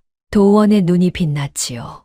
판세가 가짜 증거를 만들었다는 결정적 증언이었습니다. 그 사내의 얼굴을 기억하시오? 관가에서 다시 물으면 증언해 주겠소. 기억하다 마다요. 헌데 그자가 청직이라면 뒤탈이 없겠소. 폐물상이 겁을 냈습니다. 판세의 위세가 두려웠던 게지요. 도원은 그를 안심시켰습니다. 염려 마시오. 진실을 말하는 이는 반드시 보호받을 것이오. 내가 약조하겠소. 도원의 진중한 말에 폐물상은 마침내 증언을 약속했습니다. 도원은 그 길로 또 다른 증거를 찾아 나섰지요. 판세가 관가의 아전을 매수한 정황, 가짜 빈 문서의 흔적까지 도원은 하나하나 증거를 모아갔습니다. 도원은 먼저 나주댁 집안의 사정을 아는 이들을 수소문했습니다. 그러다 예전에 나주댁 집에서 쫓겨난 늙은 종 하나를 찾아냈지요. 그 종은 판세에게 앙심을 품고 있었습니다. 판세, 그놈 얘기라면 내가 잘 알지요. 그놈이 마님 몰래 재물을 빼돌린 게 한두 번이 아니오. 나주댁 마님이 흉년에 빌렸다는 그 백냥도 실은 판세가 중간에서 가로챈 것이오.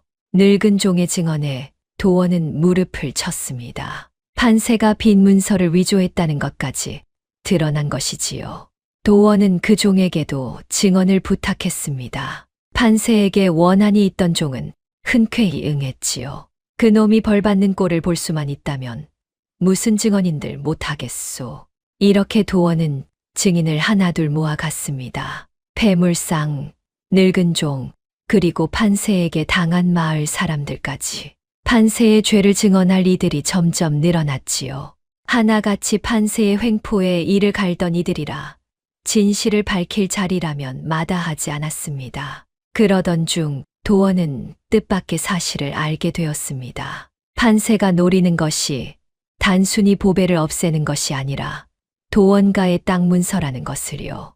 판세가 은밀히 도원가의 전답을 알아보고 다닌 정황이 드러난 겁니다. 그렇군. 이 모든 것이 우리 집 땅을 삼키려는 수작이었어.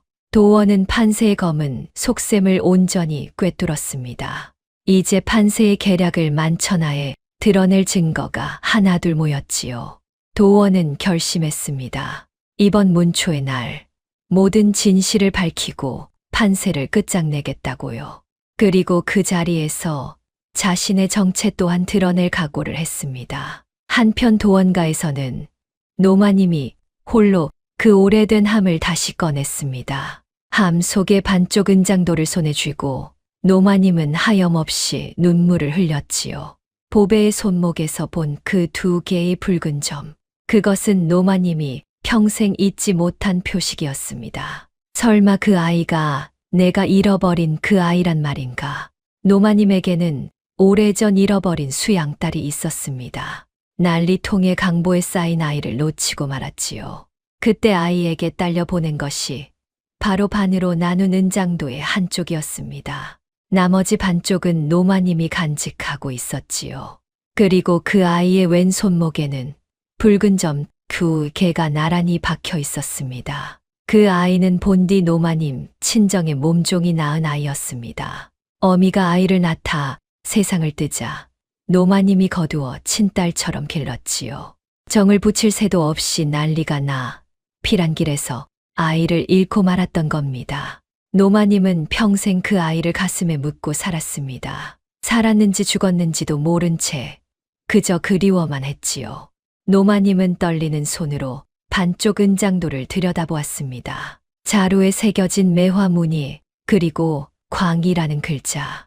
그것은 노마님의 친정 가문을 나타내는 표식이었지요. 노마님은 확신했습니다. 도원가의 며느리가 된 그 보배가 바로 자신이 잃어버린 수양딸이라는 것을요. 하늘이시여, 이 무슨 기막힌 인연이란 말입니까? 노마님은 오열했습니다. 잃어버린 딸이 며느리가 되어 돌아왔다니 이보다 기막힌 인연이 없었지요.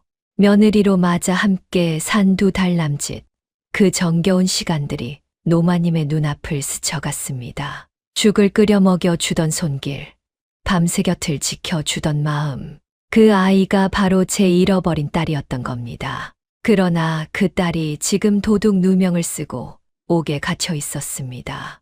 노마님은 이를 악물었습니다. 반드시 그 아이를 구해내야 했지요.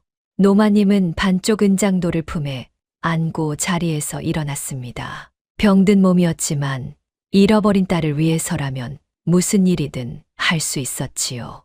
노마님은 아들 도원을 기다렸습니다. 이 놀라운 진실을 전하고 함께 보배를 구할 참이었습니다.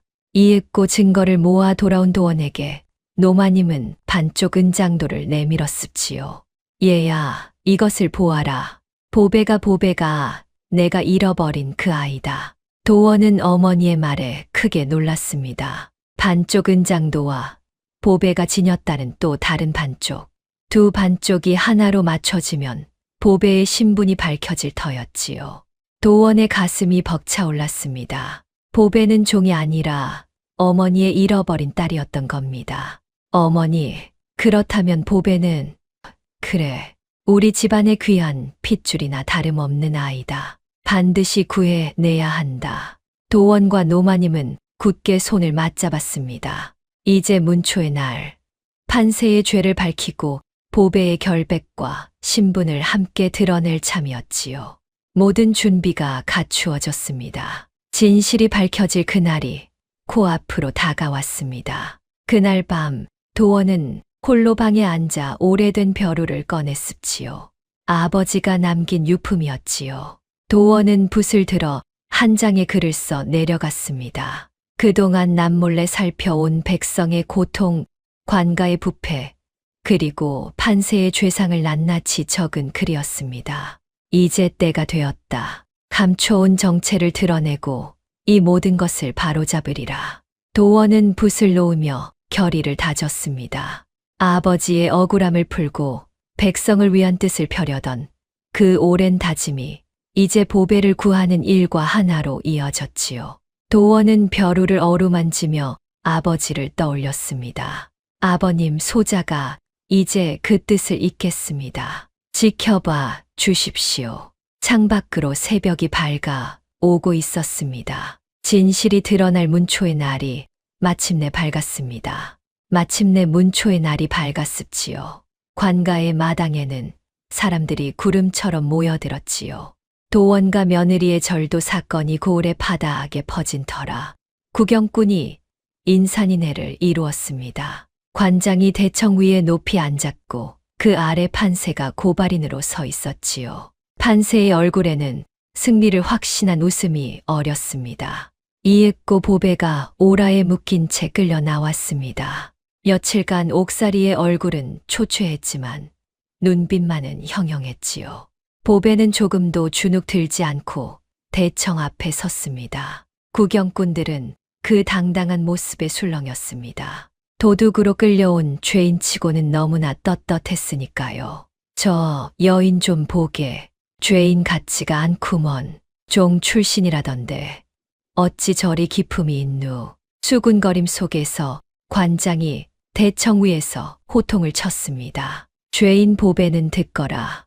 너는 나주댁에서 값진 폐물을 훔쳐 달아난 죄로 고발되었다. 증거가 명백하니 순순히 죄를 자백하라. 관장의 호통에 보배는 고개를 들었습니다. 그러고는 또렷한 목소리로 답했지요. 관장 나리, 저는 결백합니다. 저는 아무것도 훔치지 않았습니다. 이 모든 것은 저기 선 판세라는 자가 꾸민 계략입니다. 뭐라, 증거가 이리 명백한데도 발뺌을 하느냐. 여봐라, 폐물을 보여주어라. 포졸이 가짜 폐물을 들어 보였습니다. 판세가 회심의 미소를 지었지요. 그러나 보배는 태연했습니다. 관장 나리, 그 폐물을 자세히 보아주십시오. 그것은 나주댁의 것이 아닙니다. 저는 나주댁에서 오래 종살이를 하여 그 집 폐물을 낱낱이 알고 있습니다. 나주댁에는 그런 폐물이 없습니다. 보배의 말에 관장이 미간을 찌푸렸습니다. 판세의 얼굴이 살짝 굳었지요. 허튼 소리 마라. 그렇다면 이 폐물이 어디서 났단 말이냐. 그 폐물은 판세가 장터의 폐물전에서 며칠 전에 사온 것입니다. 가짜 증거를 만들기 위해서지요. 관장 나리 폐물을 판 상인을 부르시면 진위가 밝혀질 것입니다. 바로 그때 사람들 사이에서 도원이 앞으로 나섰습니다. 그 곁에는 폐물상이 함께 있었지요. 관장 나리, 제가 그 증인을 데려왔습니다. 이 사람이 바로 판세에게 폐물을 판 상인입니다. 폐물상이 앞으로 나와 떨리는 목소리로 증언했습니다. 소인이 며칠 전 저 청직이 어른께 폐물을 팔았습니다. 값도 안 깎고 급히 사가시기에 이상하다 여겼지요. 틀림없습니다. 구경꾼들이 술렁였습니다. 판세의 얼굴이 하얗게 질렸지요. 그러나 판세는 곧 뻔뻔하게 소리쳤습니다. 저 저자가 거짓을 고하는 것입니다. 저는 그런 폐물을 산 적이 없습니다. 거짓이 아닙니다. 이번에는 늙은 종이 나섰습니다. 나주댁에서 쫓겨난 그 종이었지요. 판세, 내 죄가 어디 이뿐이더냐. 나주댁만 이미 흉년에 빌렸다는 그 백냥, 내가 중간에서 가로챈 것이 아니더냐. 도원가의 진빚이라고 문서를 꾸며 낸 것도 내 짓이지 않느냐. 늙은 종의 증언에 판세는 부들부들 떨었습니다. 하나씩 드러나는 죄상에 판세의 얼굴은 흙빛이 되었지요. 관장의 눈이 매섭게 판세를 향했습니다. 판세라는 자는 듣거라. 이 자들의 증언이 사실이냐. 관장 나리 저것들은 모두 저에게 앙심을 품은 자들입니다. 그 말을 어찌 믿으십니까? 판세가 발버둥을 쳤습니다. 그러나 이미 판세의 거짓말은 곳곳에서 무너지고 있었지요. 그때 보배가 다시 입을 열었습니다. 관장 나리, 판세의 죄를 밝힐 증거가 더 있습니다. 판세가 위조한 그 빈 문서를 살펴보십시오. 문서의 글씨와 판세의 글씨를 대조하면 누가 그것을 썼는지 드러날 것입니다. 그리고 관가의 아전 중에 판세에게 뇌물을 받은 자가 있으니 그 장부도 함께 조사하시면 진실이 밝혀질 것입니다. 보배의 조리 있는 말에 관장이 고개를 끄덕였습니다. 종으로 살았다는 여인의 말솜씨와 총기가 관장을 놀라게 했지요. 관장은 즉시 빈 문서와 아전의 장부를 가져오게 했습니다. 문서의 글씨를 대조하니 과연 판세의 필체와 꼭 맞았지요. 아전의 장부에서도 판세에게서 받은 뇌물의 흔적이 드러났습니다. 판세, 내 죄가 산더미 같구나.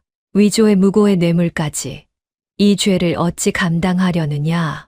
관장이 대노하여 호통을 쳤습니다. 판세는 그제야 다리가 풀려 그 자리에 주저앉았지요.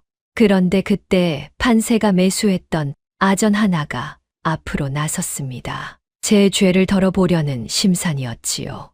관장날이 소인은 판세의 협박에 못 이겨 뇌물을 받았을 뿐입니다. 저자가 시키는 대로 문서를 눈감아주고 5개 죄인을 함부로 다루었습니다. 저자의 죄상을 소인이 낱낱이 아뢰겠습니다. 제 편이라 믿었던 아전마저 등을 돌리자 판세는 눈앞이 캄캄해졌습니다. 아전은 판세가 그동안 벌인 온갖 농간을 술술 털어놓았지요.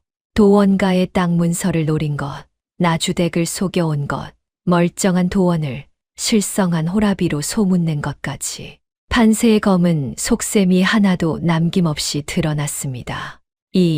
이놈이 은혜도 모르는 놈 같으니 판세가 아전을 향해 소리쳤지만 이미 소용없었습니다. 사방에서 판세를 향한 손가락질과 비난이 쏟아졌지요.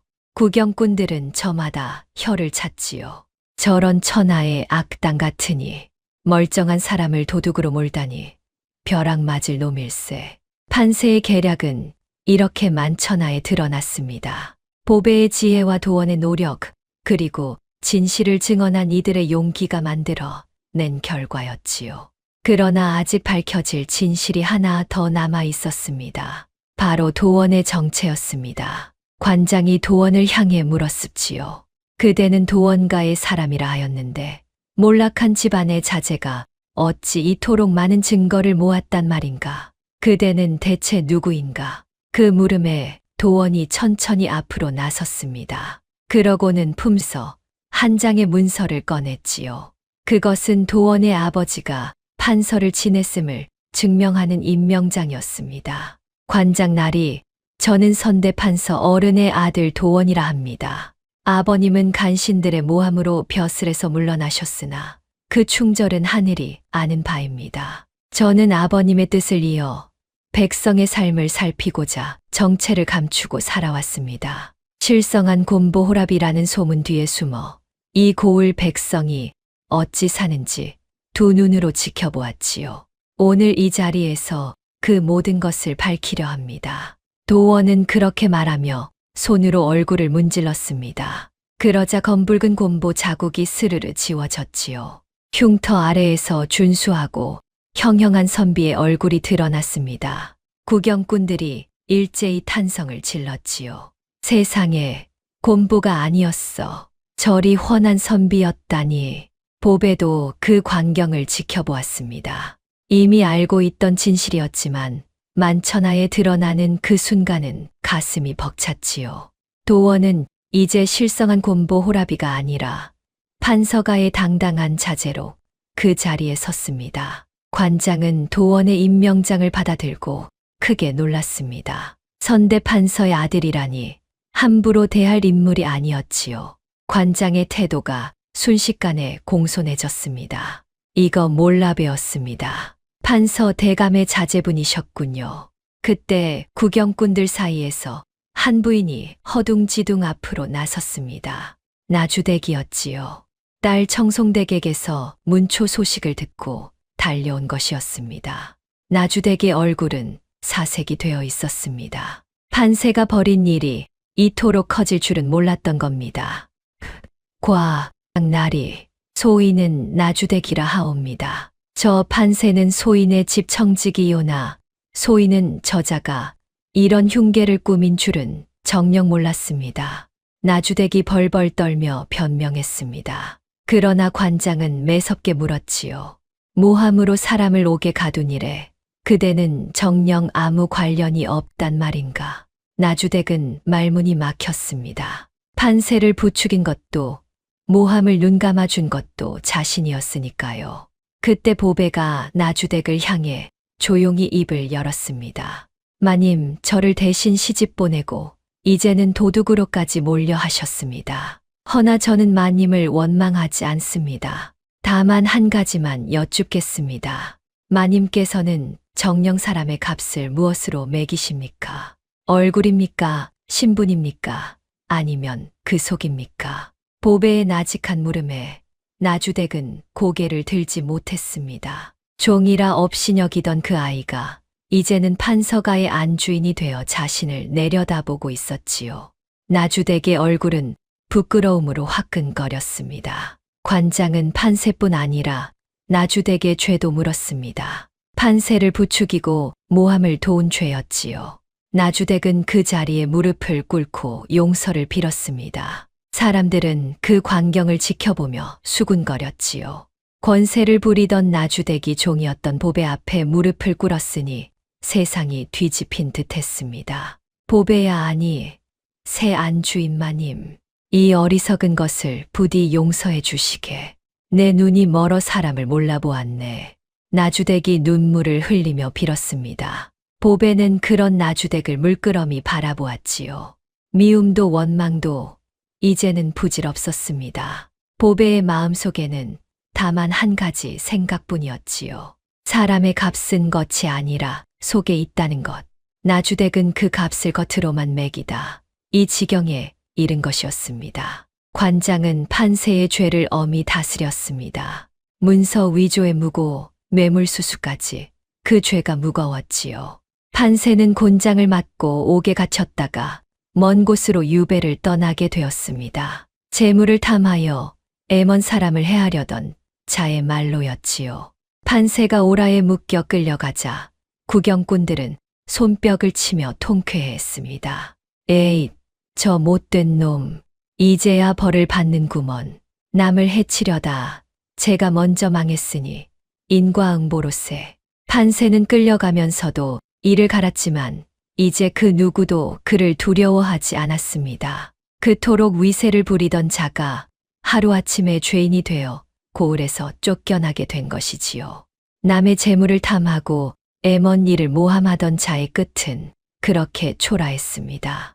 나주댁 또한 벌을 면치 못했습니다. 그러나 보배가 관장에게 청을 넣어 나주댁의 죄는 조금 가벼워졌지요.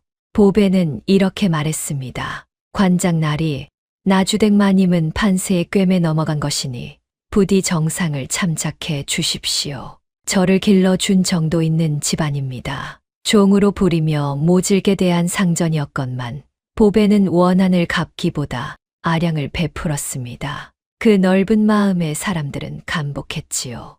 나주댁은 그런 보배 앞에서 더욱 부끄러워 고개를 들지 못했습니다. 나주댁은 재물의 일부를 내어 백성들에게 나누어 주고 지난 잘못을 뉘우치며 살게 되었지요. 얼굴과 신분으로만 사람을 가리던 나주댁이 뒤늦게야 사람의 속을 보는 법을 깨우친 것입니다. 이제 마지막 진실이 밝혀질 차례였습니다. 문초가 끝나갈 무렵 도원가의 노마님이 사람들의 부축을 받으며 관가로 들어섰습니다. 노마님의 손에는 반쪽 은장도가 들려 있었지요. 보배야, 내 딸아. 노마님이 보배를 향해 다가갔습니다. 모두가 어리둥절해했지요. 노마님은 보배의 손을 잡고 그 왼 손목을 걷어 올렸습니다. 거기에는 붉은 점 2개가 나란히 박혀 있었지요. 이 점을 보아라. 네, 어찌 이것을 잊겠느냐. 노마님은 품에서 반쪽 은장도를 꺼냈습니다. 그러고는 보배에게도 반쪽 은장도를 꺼내보라 했지요. 보배가 품속에서 제 반쪽 은장도를 꺼냈습니다. 사람들의 시선이 일제히 그 두 조각에 쏠렸지요. 노마님이 떨리는 손으로 두 반쪽을 맞대었습니다. 숨죽인 정적 속에서 놀랍게도 두 반쪽은 하나로 꼭 맞아떨어졌지요. 갈라진 매화 무늬가 하나로 이어지고 광자가 온전해졌습니다. 맞다. 틀림없다. 내가 바로 내가 잃어버린 그 아이다. 노마님이 보배를 와락 끌어안았습니다. 보배는 어리둥절했지요. 어머님, 그것이 무슨 말씀이십니까? 얘야, 너는 종의 자식이 아니다. 오래전 난리통에 내가 잃어버린 내 딸이다. 이 은장도가, 이 손목의 점이 그 증거다. 노마님은 눈물을 흘리며 그간의 사연을 들려주었습니다. 난리통의 강보에 쌓인 아이를 잃어버린 일, 그 아이에게 반쪽 은장도를 딸려 보낸 일, 그리고 웬 손목의 두 점까지. 모든 것이 꼭 들어맞았지요. 보배는 그제야 자신의 뿌리를 알게 되었습니다. 종으로 알고 살아온 세월이었지만 실은 귀한 집안에 잃어버린 딸이었던 겁니다. 어머님, 보배의 눈에서도 눈물이 쏟아졌습니다. 어미도 아비도 없이 종으로 자란 아이가 마침내 제 어머니를 찾은 것이지요. 그것도 시집 온 그 집의 시어머니가 바로 잃어버린 어머니였다니요. 이보다 기막힌 인연이 없었습니다. 두 모녀는 부둥켜 안고 하염없이 울었습니다. 지켜보던 사람들도 모두 눈시울을 붉혔지요. 세상에 저런 일이 다 있누. 잃어버린 딸이 며느리가 되어 돌아왔다니 하늘이 맺어준 인연일세. 구경꾼들은 저마다 감탄하며 눈물을 훔쳤습니다. 도둑으로 끌려온 여인이 판서가의 잃어버린 딸로 밝혀졌으니 이보다 극적인 일이 없었지요. 방금 전까지 죄인으로 몰렸던 보배가 이제는 만인의 축복을 받는 귀한 몸이 된 것입니다. 곁에 서 있던 도원도 벅찬 얼굴로 그 광경을 바라보았습니다. 종으로 알고 맞은 아내가 실은 어머니의 잃어버린 딸이었으니까요. 하늘이 맺어준 인연이 분명했습니다. 보배, 아니 이제는 당당한 우리 집안의 사람이구려. 그대와 나 이제 떳떳하게 부부로 살아갑시다.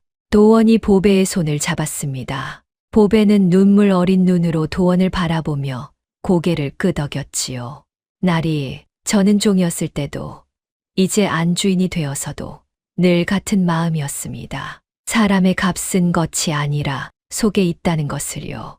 나리께서 그것을 알아봐 주셔서 저는 참으로 행복합니다. 그 마음이 바로 그대의 귀함이요. 신분이 종이든 정경부인이든 그대의 속은 처음부터 귀했소. 두 사람은 마주보며 웃었습니다. 그 웃음에는 온갖 시련을 함께 이겨낸 부부의 깊은 정이 담겨 있었지요. 10월도 그 자리에 있었습니다. 보배를 길러준 부엌어멈 10월은 보배가 어머니를 찾은 것을 보고 함께 기뻐했지요. 보배는 10월에게 다가가 그 손을 꼭 잡았습니다.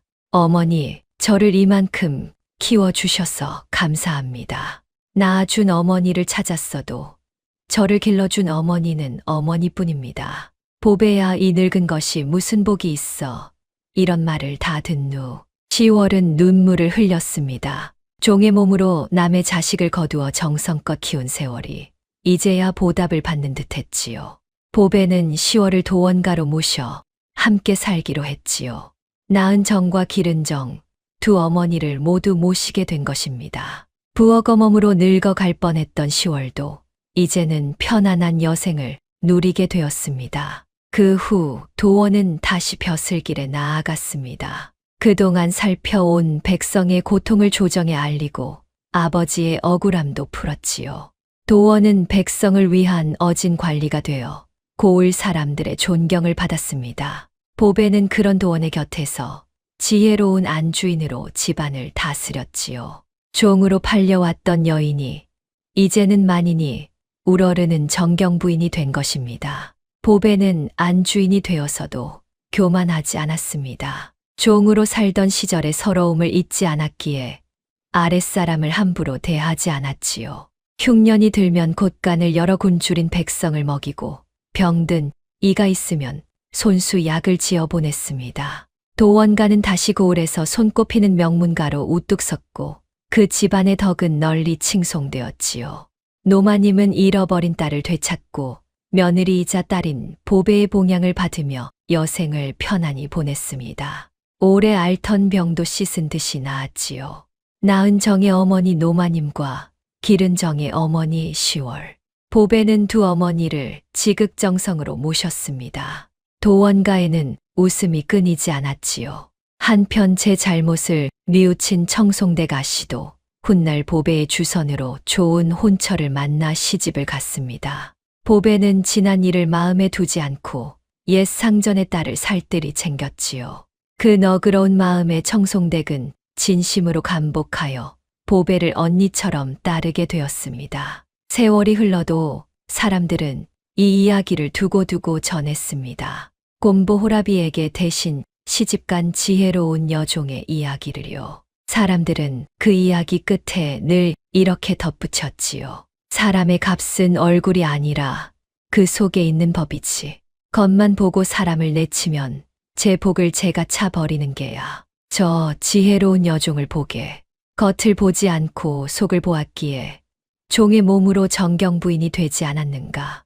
보배는 흉한 겉모습 너머로 도원에 참된 속을 보았고 도원 또한 종이라는 신분 너머로 보배의 귀한 속을 보았습니다. 서로의 속을 알아본 두 사람은 그렇게 백년해로하며 복을 누렸지요. 얼굴로 사람을 가리던 이들은 벌을 받았고 속을 보아준 이들은 복을 받았습니다. 먼 훗날 세월이 흐른 어느 봄날이었습니다. 도원가의 마당에는 그 옛날처럼 화단이 곱게 피어 있었지요. 그러나 이제 그 집은 무너진 담장도 빈 곳간도 없었습니다. 담장은 반듯하게 서 있었고 곳간은 그득했으며 마당에는 아이들의 웃음소리가 넘쳤습니다. 한때 흙 묻은 치맛단을 털며 마루 밑에서 걸어 나오던 여종은 이제 그 마당의 안주인이 되어 볕 좋은 대청에 앉아 있었지요. 보배는 마당의 화단을 바라보며 나직이 웃었습니다. 곰보 호라비에게 시집 가겠다며 주먹을 꼭 쥐던 그날의 자신을 떠올리면서요. 그날 그 담대한 한 걸음이 이 모든 복을 불러온 것이었습니다. 겉을 보지 않고 속을 본 그 마음이 종이었던 자신을 이 자리까지 이끌어온 것이지요. 곁에 앉은 도원이 보배의 손을 가만히 잡았습니다. 두 사람은 말없이 화단을 바라보았지요. 봄바람에 매화꽃이 피 흩날렸습니다. 그것은 반쪽 은장도에 새겨져 있던 바로 그 매화였지요. 이제는 온전히 하나가 된 두 사람처럼 매화도 마당 가득 흐드러지게 피어 있었습니다. 그것이 이 이야기가 오늘날까지 전해지는 까닭이지요. 다음 영상을 빠르게 만나보시려면 좋아요와 구독을 눌러주세요. 지금 화면에 나오는 더 재미있는 영상들도 함께 해주세요. 그럼 모두 행복한 하루 보내세요. 감사합니다.